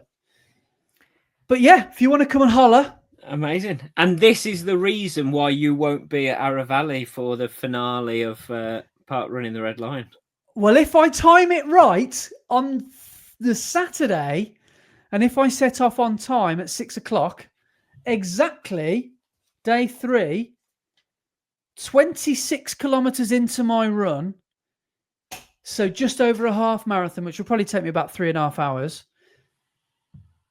So I'll probably get there for the end of Parkrun. I'm obviously not going to do Parkrun. Well, I might do because I want to get me full Monty. I don't know. Is Worcester Pitchcroft. So I might see some of you down there if any of you doing Worcester Pitchcroft. So I might not even make it past day 1. So if you want, then if you're thinking, I want to give him a bit of money, but I want to see if he does it first. Wise choice. See if I finish first and then give me some money if that's the way you want to do it. But you know me, I'm stubborn. I'm determined. I like finishing things that I've started at any cost. I'm taking the Monday off work, so that could be an extra 5th day if needed, but I want to try and get it done in 4 days. That's the plan. Nice. So, yeah, it's going to be fun. I think it's just going to be good. I really love an adventure. And let's be honest, it's flat. It's a river. How hard can it be? It's a river. So it's going to be fine. Look at the elevation. You'll love the elevation. It's all downhill from Wales, honestly. Look at that. Oh, wow. So there obviously are quite a few bumps, but only we're talking go up and down bridges, and there's going to be a few diversions, obviously, up hills, but nothing massive, nothing significant, he says. But I don't know. I just think that I quite fancy this challenge. I think I could do it. And I've been doing it. Anyone who's a little detective might have seen something awry on my Strava lately, where I've been doing a hell of a lot of river running. That's because I'm doing lots of recce's over bridges, difficult sections, and I met someone through the FKT website who did the FKT. It's a lady called Chelsea who did it about 3 months ago, and I've been chatting to her, and she said it's horrendous. So all the best. She said some of the sections are just unrunnable. One section, she said, there's a section in Gloucester that's been like claimed by gypsies. So you have to like, they've like just taken over the site. So you have to take a big detour around them. There's all sorts of problems and things that I'm going to have to overcome. And it's just going to be one big, long problem solving, thing. So I'm looking forward to seeing what problems arise, and road closures, path closures, all sorts. So I'm really looking forward to seeing what lies ahead. Can't wait. Sounds good. It's going to be amazing. Sounds good. So that's what lies ahead for me next week. Wow. Man, 220 mile over 4 days. Do you know what I want? I want people to tell me that I can't do it or shouldn't do it, because that will give me fuel. Yeah, spur you on to do it even more. Yeah, because every time I think I can't do it, I think about all those people that suffer with illness or injury or whatever. And I think, what excuse have I got not to do this? I'm just a bit hot or a bit thirsty. I can get through to the next checkpoint. I can do this. Basically, the way I'm looking at it is, it's a succession of 10Ks, but a lot of them. And all I've got to do is get to the next checkpoint, meet Laura and Daisy, get my water bottles filled up, have some saurine. One of them, I run past the Mackies. I think it's Welshpool in Wales or something like that, Newtown. I've literally run past the McDonald's, and I would be a fool, I think, not to indulge in a double Chesa and medium fries. Exactly. Get that sodium on board. Exactly.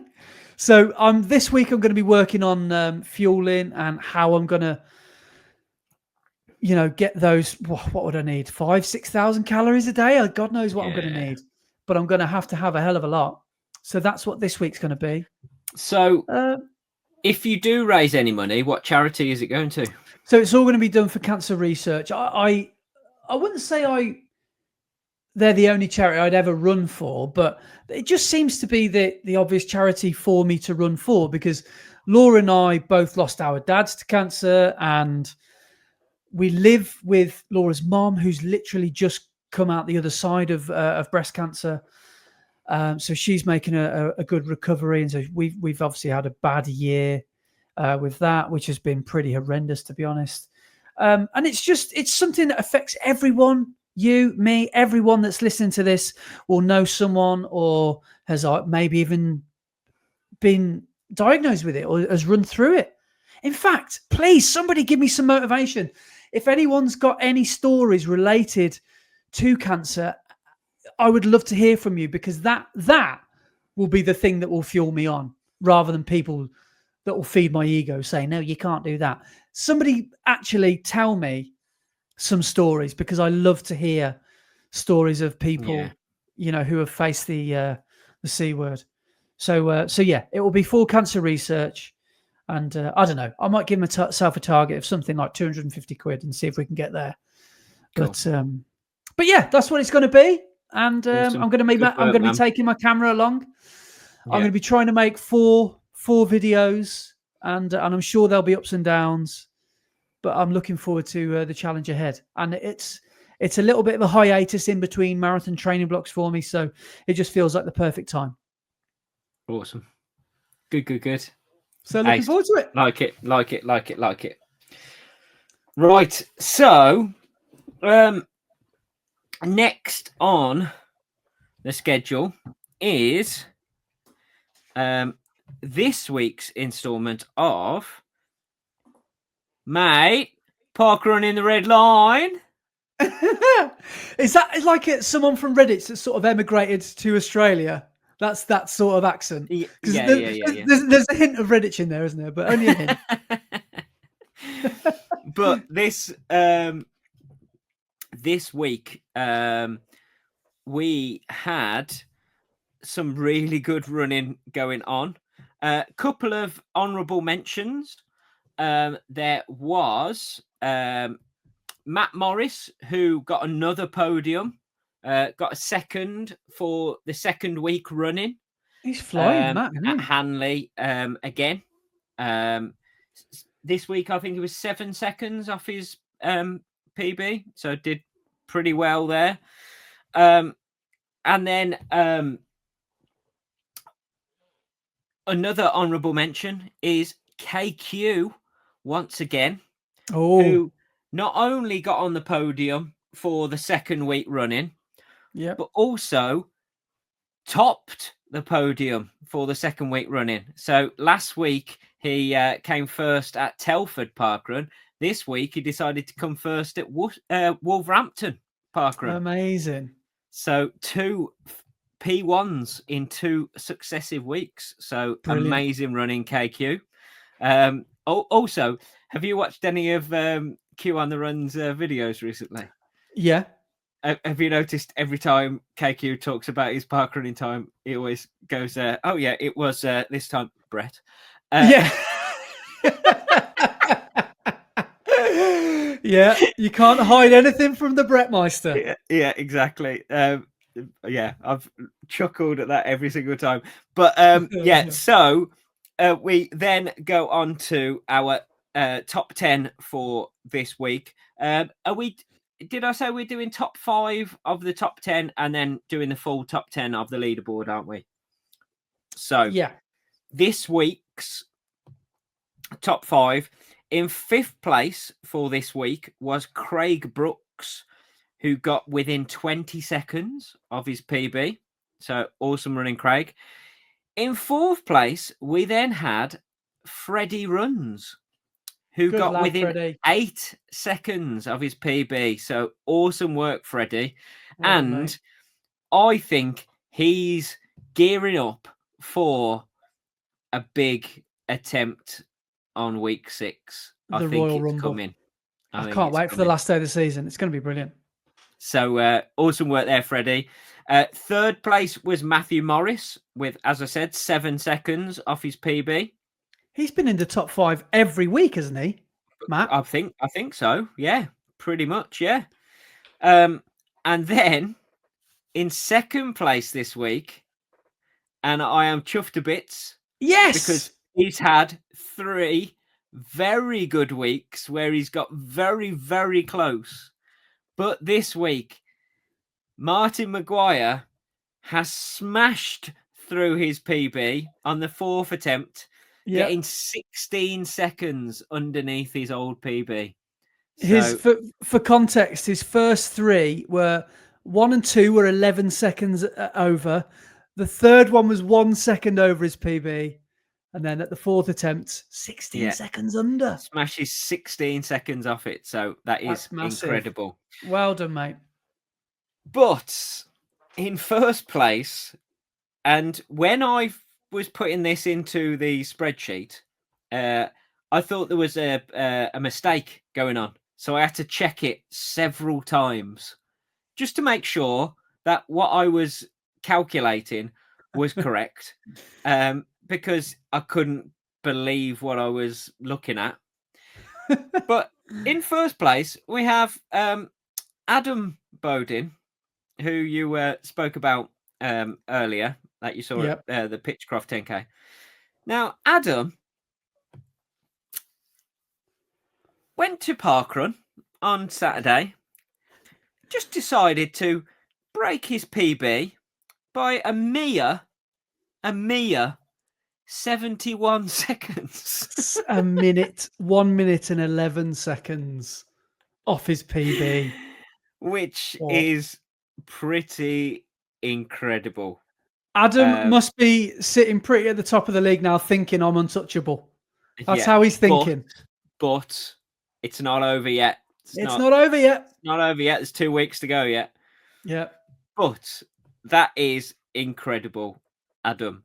Which means, once again, for another week, it's all change at the top of the leaderboard. So close now, yeah. The Parkrun in the red line leaderboard after week 4 looks something like this. In 10th place is Tom Painter with 5 seconds over. In 9th place is Chris Dorr with 4 seconds over. In 8th place is Peter Chadwick with an equaled PB. In 7th place is Will Ford with 2 seconds under. 6th is Mark Griffiths with 4 seconds under. 5th is Matthew Morris with 7 seconds under. 4th is Max McCall with 13 seconds under. And then in joint third is James Clifton and Martin Maguire with 16 seconds under. In second place is Erica Donkin, last week's leader, with 19 seconds under. And sitting pretty at the top is Adam Bodin with 71 seconds under his PB. Wow. So amazing work from everybody. If it was hotting up last week, it has got red hot this week. That's your incentive, because you might be thinking, I don't know if I want to leave it till the 6th week. So maybe tomorrow, well, no one will hear this in time, will they? But maybe tomorrow someone will go and have a run like Adam. But that's what's brilliant about this challenge. It doesn't matter where you are in the field. Yeah. You can win this challenge. But it means that in the last 4 weeks, we've had 8 PBs. That's amazing. Yeah, that really is. So to be on the leaderboard in the top 10, which is actually 11 people because we've got a joint third. So to be in the top 10, you've got to be within 5 seconds of your PB. Yeah, it's getting tough now. Yeah. Amazing. Yeah. So yeah, awesome, amazing work from everybody. I do want to though just quickly give a quick shout out because at Arrow Valley Parkrun on Saturday, just gone, it was Arrow Valley Parkrun's 13th birthday. So it has been running for 13 years. Started in 2013. No, 2012. Yeah, 2012. Started in 2012. I first did it in 2013. So yeah, started in 2012. It was the 13th birthday. And because of that, they had a table with cakes and drinks and stuff, so people could have a drink and have a chat afterwards and celebrate Parkrun birthday. But I met somebody there who is a listener of the pod called Mick, and an amazing guy. As I said, I was marshalling on a corner with no shade, so it was really hot. And after he finished his parkrun, he walked over, come to say hello, and bought me a drink whilst I was stood on the corner. So I wanted to give a massive shout out and say massive thank you to Mick for that kind gesture. So whilst I was stood waiting for the people to come round to finish parkrun, I stayed hydrated because of Mick. So that was really, really nice thing of him to do. So thank you very much. That's a really nice gesture. Yeah. But so Parkrun in the Red Line is getting really, really good. Well, I am enjoying this. While we're on the subject of it, I'll just quickly read out Martin's email because he wrote in. I love that he thought of us first. As soon as he's got home, it was on the 12th of July at 12:15. So he's just got home from Parkrun. He's emailed us. First thing he's thought of. Amazing. What a guy. Hi, Andy and Brett. Hope you're doing okay in the heat wave, especially Daisy. Thanks for thinking of Daisy because she is struggling in the heat, as all the dogs are. I just want to say thank you both for putting the Parkrun in the Red Line leaderboard challenge together. It has given me something to look forward to after I ran the Great Birmingham Half and Redditch Half in May and June. I was in that post-half marathon blues mindset with a little direction, but thanks to this challenge, it's put a spring in my step. And today, I ran a new Parkrun PB. Yes. 21:40, shaving 16 seconds off my previous PB. In this heat, I am shocked. Get in. So again, thank you both. No, thank you, mate. Thank you. Yeah. And keep up the great work on your YouTube channels and the podcast. All the best. One very happy runner, Martin. Amazing. So delighted for you, mate. We're delighted and very, very well done. Incredible. And from that, we shall go on to some comments. So on last week's video, first one is from No Bips Just Bops, and they say, bloody hell, was listening to this for a while at 1.2 speed, and I was thinking Andy was pod doping with stimulants. Yeah, I mean, that's just my normal speech. Just check if it was on fast forward, because it might not have been. Yeah. Yeah, you were doing a Ruth on it, weren't you? Well done to all the people running in the Parkrun PBs or thereabouts in this weather. Ultra ideas for Andy. An ultra plog, which is a litter picking jogging. Going out for an ultra whilst doing some litter picking. That's a good idea. Negative split / progressive run ultra. Probably Not have to interested. start at a gentle walk. Not interested in that. Sorry, move on. An international ultra. Pop over to please. Wales. Ah, well, there you go. Asking you shall receive. Yeah. And then they say, I use a mixture of kilometers and miles on my watch. It keeps me on my toes and means I get to do lots of maths as I run, which I like as a distraction / dissociation technique. But using kilometers is a little bit flash and European for me. Terribly unpatriotic. And finally, as all episodes of Miss Maths are a highlight for me, to be said in a partridge voice. So, Miss Maths. Brett calls 250 a quarter of a century, but I'm afraid a century is only 100 years. Yes, I know. I got that completely wrong. And I'll be the first to hold my hands up and say, yeah, I called 1,000 years a century last week accidentally. Yeah, a millennia, yeah. quarter of a millennia. I meant a millennia, yeah. But no, I called it century. But yeah, us and our maths. I take the mick out of your maths all the time and then make mistakes. I make some miss maths all the time. Next one is from Harrison Bean, and he says, "Another great episode, lads. I went to Oasis last night. Worth every penny. Amazing. And on the way up, saw some road closures for the Wimslow 10K. 2 hours later, I had signed up and collected my race number. No, the day after a gig. After 30,000 steps and 5 hours sleep the night before, I ran Wimslow 10K, and it was a fantastic event. They even had brands like Adidas and Nike giving out trial super shoes to wear. I tried a pair of the Pro 4s, and wow, they are brilliant. I thought it was such a great idea, and I've never seen brands doing that at a race before. Have you guys seen this done before? Well, you have at one of the trail races, haven't you? Yeah, so at one of the Maverick trail races, but they weren't there this year. They did it the year before. They weren't there in 2025. But yeah, the Adidas were at the Terex trail versions were there, and you could try the top end shoes, which is pretty cool. Yeah, really good. I do like that idea.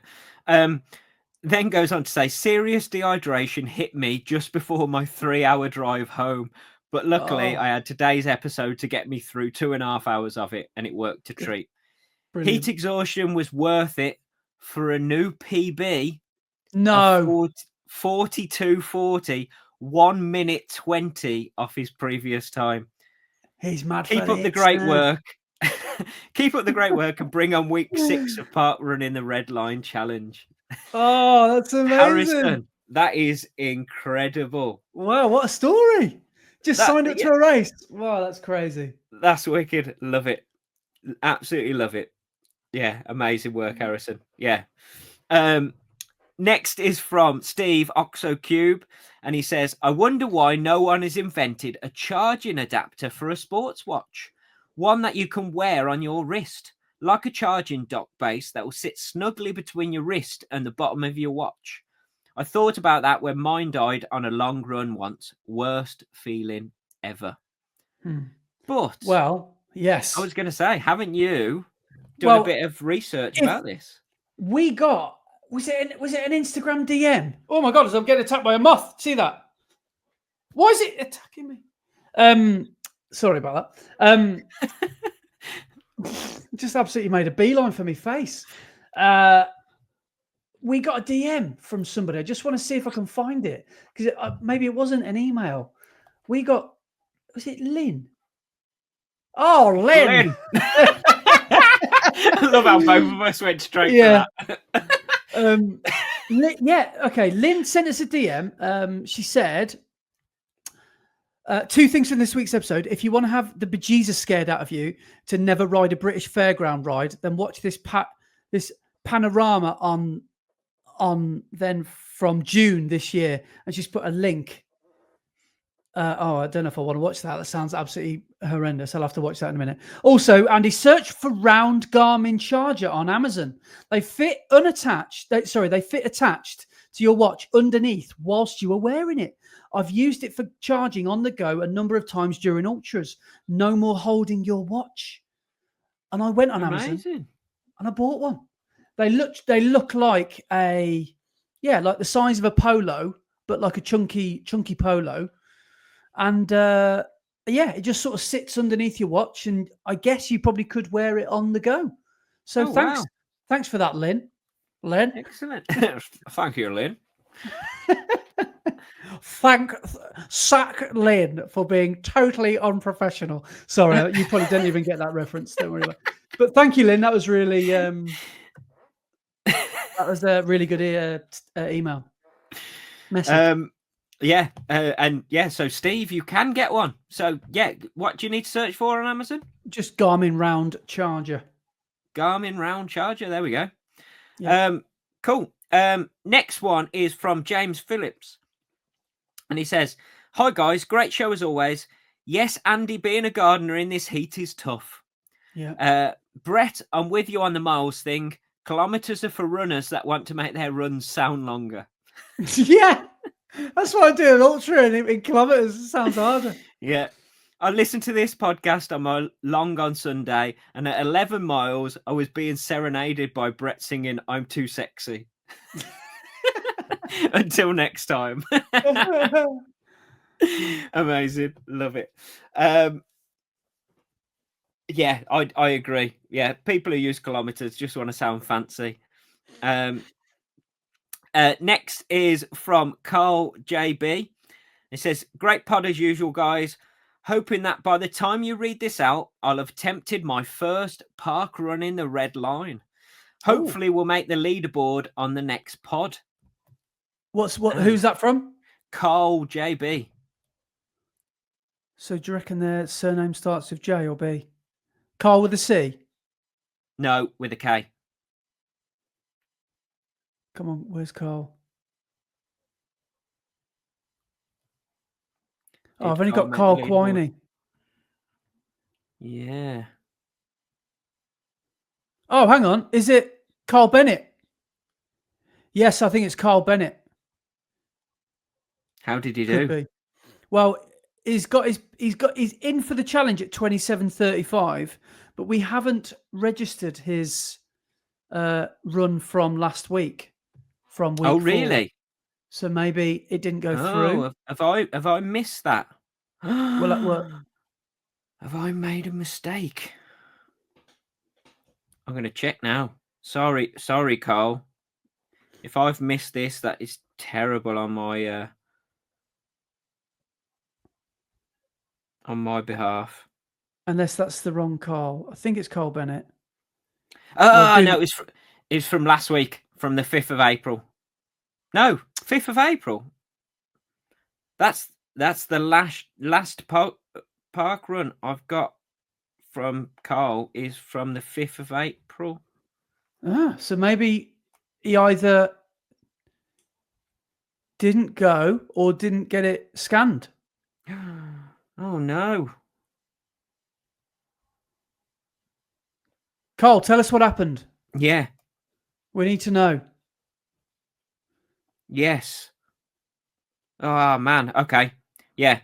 Carl, tell us. So right. Yeah. So yeah. Carl, can you let us know what happened there, because I haven't got your result.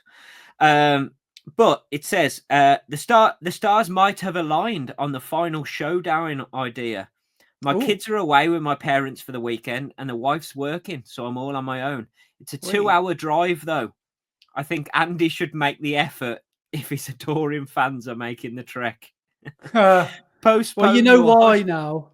Postpone your hush hush event I also made my first purchase of some Obi-Wan gear, so hopefully you can push me through on the PB attempts. Cheers, Cole. Cole, thank you for your purchase. I did see that come through the other day, so thank you very much indeed.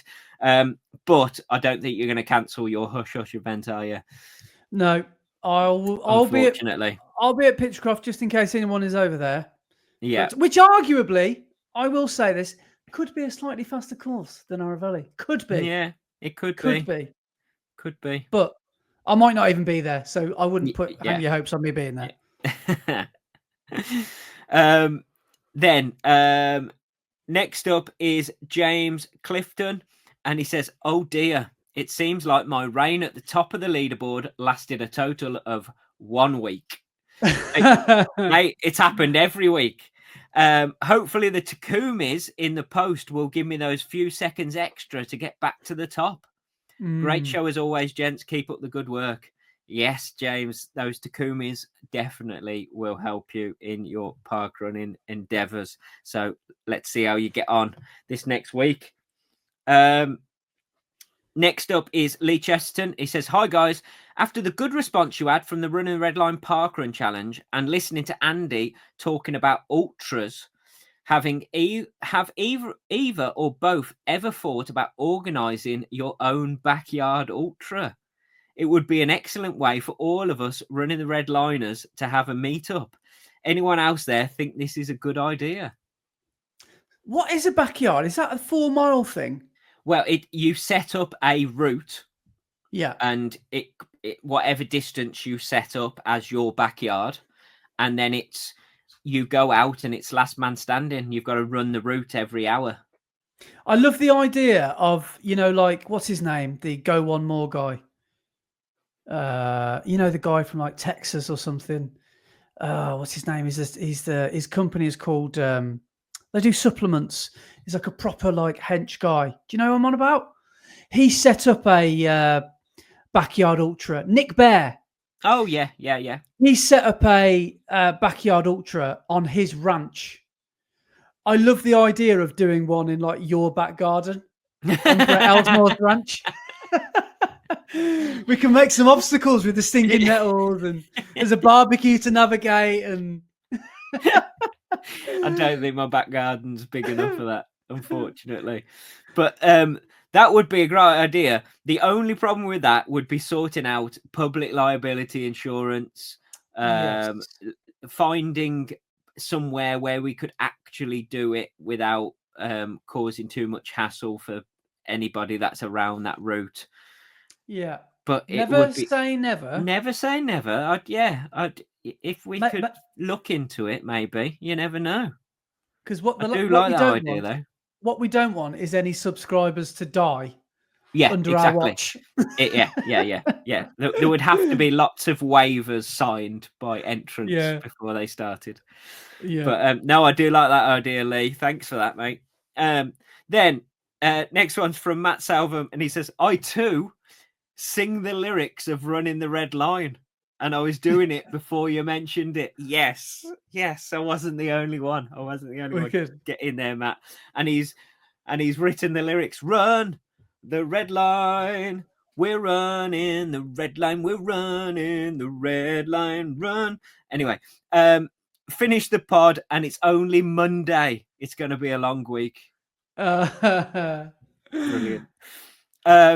Next one's from Kieran Turner, and he says, "Awesome pod as always, fellas, and cheers for the birthday shout out. Fountain of youth. I think the receding hairline and grey beard may disagree on this one." Hope you had a good one, Kieran. Yeah. And then next one from Mark Hurdy-Gurdy, and he says, "Andy, I have a Phoenix head torch, and they are brilliant. Top tip: buy an additional battery so you can have one ready when your battery you are using runs out of charge." Yeah, I should have taken. Oh, I haven't got it to show you. So have you ever seen those bigger AA batteries? They're like chunky AA. It's one of them. So it's not an actual AA. So I should have taken one with me. But yeah, that's a great shout, Mark. Yeah. And then he also says, "Great to hear all the achievements of everyone parkrunning the red line. Unfortunately, 1 week into the challenge, I sustained an injury and I'm still not back running and won't be able to build back up for an attempt on my PB. Keep pushing, everyone. It's awesome listening to all the great running for this fab challenge. Mark, oh man, sorry to hear that. Yeah, sorry, mate. I hope you have a quick recovery and you are back soon. But don't worry, there will be more. With the success of this one, there will definitely be another Parkrun in the Red Line at some point. So, yeah, just keep an eye out for when that happens. But yeah, rest up and get well soon, mate. Next one is from Ian Booth. And he says, I think I'm guilty of starting the kilometres versus miles debates over the past few weeks. Progress update. Since switching from miles to kilometres, I'm finding kilometres much easier than miles. Sorry, Brett. It feels so much easier and natural to use them to pace speed sessions, such as parkruns, and comparing my activities to other runners on Strava somehow seems to make more sense now. So I've definitely converted for good. Looking forward to hearing more of Andy's ultra challenges. Now, fantastic that you're finding kilometres so much easier. I really like that. But I was thinking about this the other day, and if you're working in kilometres and somebody says to you, you just need to speed up a couple of seconds per kilometre, and you'll be able to hit your target of your PB. A couple of seconds a kilometre is a massive jump, isn't it, in speed? Whereas somebody said to you, you've only got to go a couple of seconds a mile faster and you'll hit your PB. It's quite a gradual progression, isn't it? But the problem is because there's so much fluctuation in pacing a mile because the seconds move so much faster. I always find it so easy to go out so fast when you're in miles. Yeah, but on the talk of miles and kilometres, there was something I wanted to play you. Now, you may recognise the voice in this little clip I'm about to play, but let me turn the volume up so you can hear. But you may recognise the voice, but just have a listen. I didn't realise that the way to do that is to pace your miles, your splits, if you can, at 9:09. Now, I don't talk kilometres, so I don't know what that is. You've gone through my back catalogue, haven't you? Did you hear the last little bit of that? Can I just play the last little bit again? Now, I don't talk kilometres, so I don't know what that is. But I didn't realise. Whose voice is that? I was young and impressionable. That was. Have you gone back onto episode 1? Basically, you have, haven't you? No, this is my phone listening and everything all coming together because you spoke about it last week. Your first ever episode on your YouTube channel. Yeah, I went onto YouTube the other day, and that video popped up on my For You page, and I was like, way. I'm gonna rewatch that video. And whilst I was rewatching it, found that little clip, and I thought, I'm gonna save that.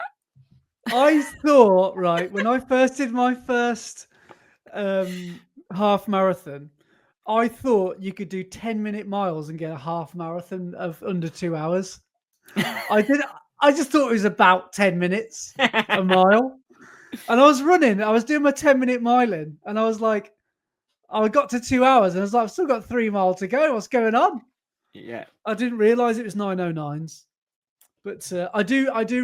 The thing is with running those distances in miles, I have sort of learned the paces. Like it's 9:09s for a sub 4. It's 6:26 for a 5K, for a 20-minute 5K, or a 6:51 for a sub 3. Like I've kind of learned some of those milestones. Do you know what? No, I've just realised what I was saying earlier is complete nonsense, isn't it? About what? A couple of seconds a kilometre is actually easier to move up than a couple of seconds a mile, isn't it? Or is it? No, it's miles fluctuate so much more because a mile is longer in a minute, isn't it? Yeah, but trying to improve 2 seconds a mile is harder than improving 2 seconds a kilometre, isn't it? No, I think it's easier. Or is it easier? Yeah. No, it is, isn't it? Yeah, because no, it is. It is because there's more seconds in a mile than there is in a kilometre, isn't there? At the same pace. Yeah. But your time will fluctuate much more. Yeah, It'll be so hard to hold an exact mile pace. yeah. I don't know. I prefer the incrementals of a mile. Yeah. But it's all about what you've learned and how your brain works. Because thinking about 4-minute kilometers is 6:26 a mile, isn't it? So yeah, you've got more to play with in a mile. I think once you get away from gradual. I think once you get away from 5 and 10k, it doesn't really matter because 13.1k, 13.1 miles and 26.2 and 21.1 and all that. It's such a random amount of numbers. You might as well just go with whatever you know. But yeah, I think I made the conversion back then from miles because when I first started my watch, when I first got my Garmin, it was in miles. It programmed to be in miles, and then as it should be. The people I was watching on YouTube at the time, because I wasn't in a running club or anything like that. I didn't have any running friends. So the people I was watching on YouTube, like Ben is running, for example, Ben Parks. A lot of the people I was watching were kilometer people. Ridiculous. So I know they were ridiculous and sent you on the wrong path. I just found it. I was a little sheep, I think, and found it easier to join the cool club. The cool club. Come join us. If that's what you want to call your bunch of nerds, go ahead. Anyway, the next one is from the Great 772, and they say, "Hi guys, when would you retire a running shoe, especially when it still feels good after 600k? I was thinking of taking my Velocity Nitro 2s to 800k and beyond if they still feel okay. But are you just building up trouble for yourself without knowing? There's not significant wear. The Puma grip is still going strong. Anyway, have a good weekend, guys. Thank you very much. I wouldn't take a shoe past 500 miles other than my Prime X, which I've taken past because they still feel great and they've still got loads of wear left in them. But I think that's only because there's such a high stack on them. Any other shoe, I wouldn't take over 500 mile. Yeah, I have in for injuries then. Well, I have, and well, the thing is, what I've learned about running over the years is there are different types of runs to do, and certain types of shoes suit different types of runs better. So I've now recovered some of those shoes with mega miles in. Like, for example, if you've got a shoe that you think is just like one of the greatest things that you've ever bought and really, you just really enjoy it. Like for me, I love the Nova Blast 3. I struggle to retire that because I really like running in it in a recovery pace for no longer than, say, a half marathon. Or maybe not even that, more like 10K. But that's the deal I make. I don't do super long runs and I don't speed up. If I start noticing niggles, I would probably eliminate that shoe first and then see if that was the problem. Yeah. But, personally for me, if you've got a shoe that you don't really mind, then yeah. If it's not causing you any problems, then it's probably okay. Yeah. What's 500 mile in kilometers? 800k. Oh, okay. So, yeah. So he said he's thinking of taking his Velocity Nitro 2s to 800k and beyond. I'd say 800k is fine for a shoe. Yeah, you could even go. 500 mile. I'd take all my shoes to either 450 or 500 mile, and then they retire and turn into gardening shoes. Or I've got I've got 1100k in my so about 600 miles more than that, and my Nova Blast 3s. The next closest to that, I used to have Invincible 2s, similar amount. But what I do is I sort of relegate them once they've got past their like life cycle, and I stop feeling the pop and the return. Yeah, I start thinking, right, okay, these are recovery day shoes, and yeah, I just like having new shoes. So as soon as they hit 450 or 500 mile, I go, no, I can't use them anymore. I'll have some new ones. Yeah. But yeah, as I say, the only ones I've taken over that are my Prime X, which are at nearly 700 mile. But yeah, we need to hurry up. I need to go to bed soon. It's I know. 11. I know. Right, two more comments. Next one is from good old Leggett Lee, and he says, "Another great pod, guys."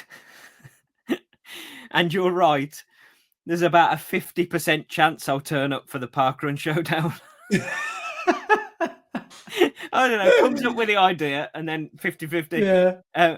But on the grand scheme of things, there's good odds, as there's only a 30% chance I'll turn up to my own funeral. So 50% are decent odds. Yeah. Yeah. Stay dangerous, brothers. Amazing. Well, 50% is better than nothing. So you never know. You may meet the lesser spotted Lee Neal. Yeah, the infamous Leggett Lee. Yeah. At the Parkrun. Cheers for that, man. And then last one up is from Light It Up, which is Sam. And he says, 100% needs to be a second round of, and I'm going to read it as he's written it. Mate,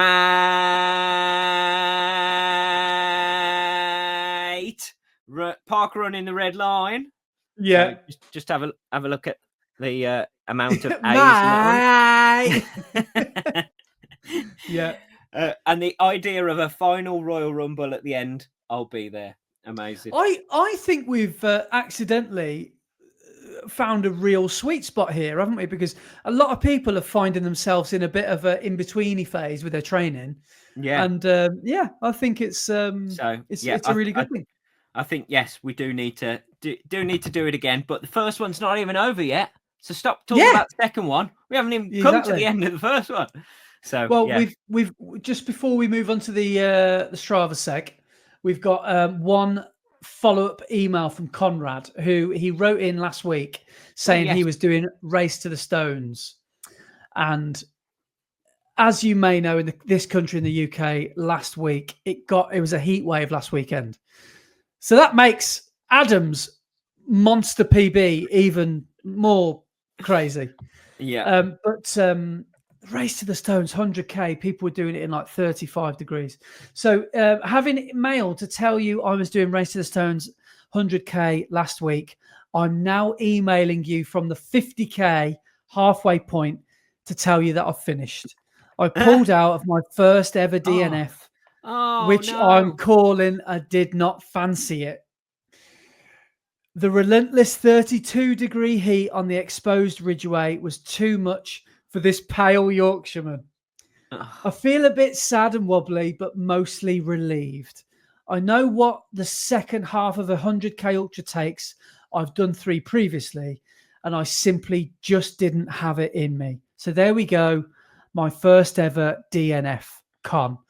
P.S. Man. No Marmite sandwiches were eaten. Gutted. I'm gutted for you, but on the other hand, I don't think there is any shame at all. No. It was the correct decision at the time. And there's only one person that can make that decision, and that's you. So you made the right decision. And of course, when you think back and you think, could I have gone a bit further, or could I have done this? Like Brett just said, you make those instinctive decisions in the moment, whether that's fueling or running when you're walking or walking when you're running. But it sounds like you called it just right, because from what I've heard, people were dropping like flies.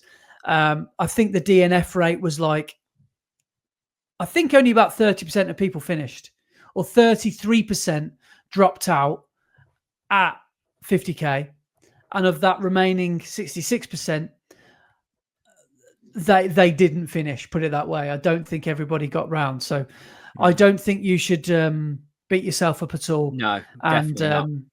It's a long old way, man, and it's relentless heat. And as you said, when you're a pale Yorkshireman running on these, these ridgeways that are like what feels like, I mean, that's 34 degrees in the shade, let's not forget.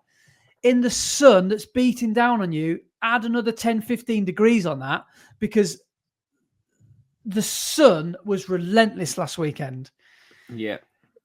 When the temperature gets to 32 degrees or whatever you said it was, 32, 35 degrees, that's too much to run in. And that's really quite tough running conditions. So bad luck. Yeah. But that's the dice. That's what the numbers are when you roll the dice when you enter an ultramarathon in July in the UK. When I did it, it was only 22, 23 degrees. And obviously it was 10 degrees hotter for you. So, yeah. It's unfortunate, but... No, but you did the right thing, man. You did the right thing. Health is wealth. Yeah, absolutely. So well done for getting through it.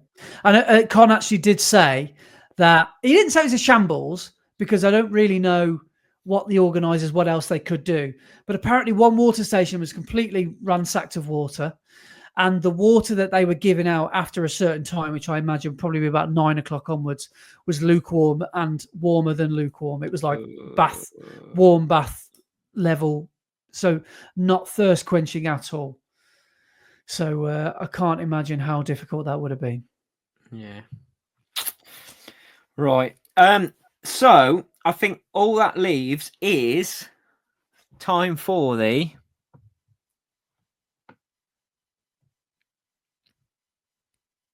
Strava segment. Always weird. Always weird. It's never not going to be, is it? Always uncomfortable. Yeah. But last week's leaderboard, in first place for distance, we had Ryan Gowan with 80.6 miles. So awesome work, Ryan. He also topped the total running time and most climbing. So took all top three across those. Second place was Tom O'Connell with 62.8 miles. And third was William Fish with 62.4 miles. So amazing work from you three.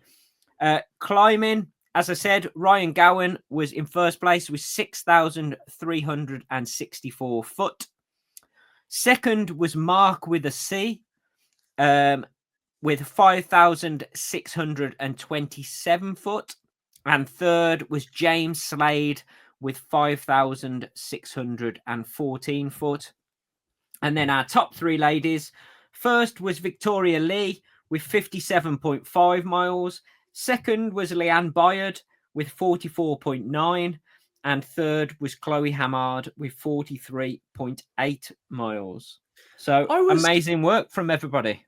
I was thinking of something, and maybe we can just do it as a 1 week only thing, or maybe we can do it every week. I don't know.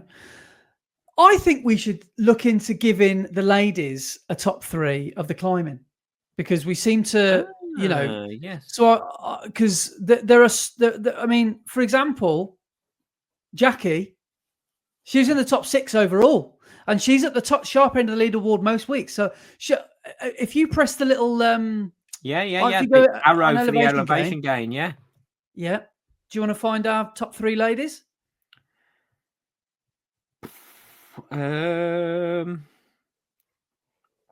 So in first place is Jackie Wilson with 3,655 foot. In second is Stephanie Parker. I can't see her last name. Stephanie Parker, something with an S. I'm not sure. With 2,989 foot. It's SRR, so maybe that's her running club or something. I don't know. Okay. And then in third is Sarah Brunner with 2,260 foot. Well done, everyone. That's amazing. That's pretty cool. Yeah. Awesome. I So yeah, great work. Yeah, I think we should give the girls their own leaderboard as well. Yeah, there we go. For the climbing. So yeah, from now on, we will have a ladies climbing. Sorry to spring that on you. Oh no, yeah, the last second, yeah. Sorry, amazing. Yeah. But yeah, amazing work from everybody. Thank you very much, as always. Have you got anything else? No, I don't think I have. What am I doing this weekend? Yes, I think I'm going to try a new Parkrun tomorrow. I think I'm going to go down to Cheltenham. Oh, okay, nice. So I worked in Cheltenham earlier this week, and I think it's a really nice place, and it's quite a nice place to go and visit. So I thought the Parkrun might be quite good as well. And I've seen it, and it looks quite an interesting route. It looks like it's on hard grass around a park. Well, obviously not hard grass, but because it's so hard and with a lack of rain at the moment, it should feel like tarmac. But it looks like a fast course as well. So nice. I might go and see if I can roll out some half marathon pace tomorrow. Nice. Target half marathon pace. And I'm sure you and Laura will be able to find some nice pastries afterwards. Well, that's the real reason. I saw a bakery down there the other day, and in Cheltenham, it's very posh. There are some seriously very posh bakeries down there. You know, like all French ones, and like You know, it just looks. Yeah, everyone just looked like a hipster, and yeah. So I just look like there's some really good bakeries down there. So nice. I'll report back. Excellent. Pastry watch. Pastry watch. New feature. Right. Thank you very much to everybody for listening or watching, and we shall see you next week. Cheers, guys. Cheers, legends. See you soon.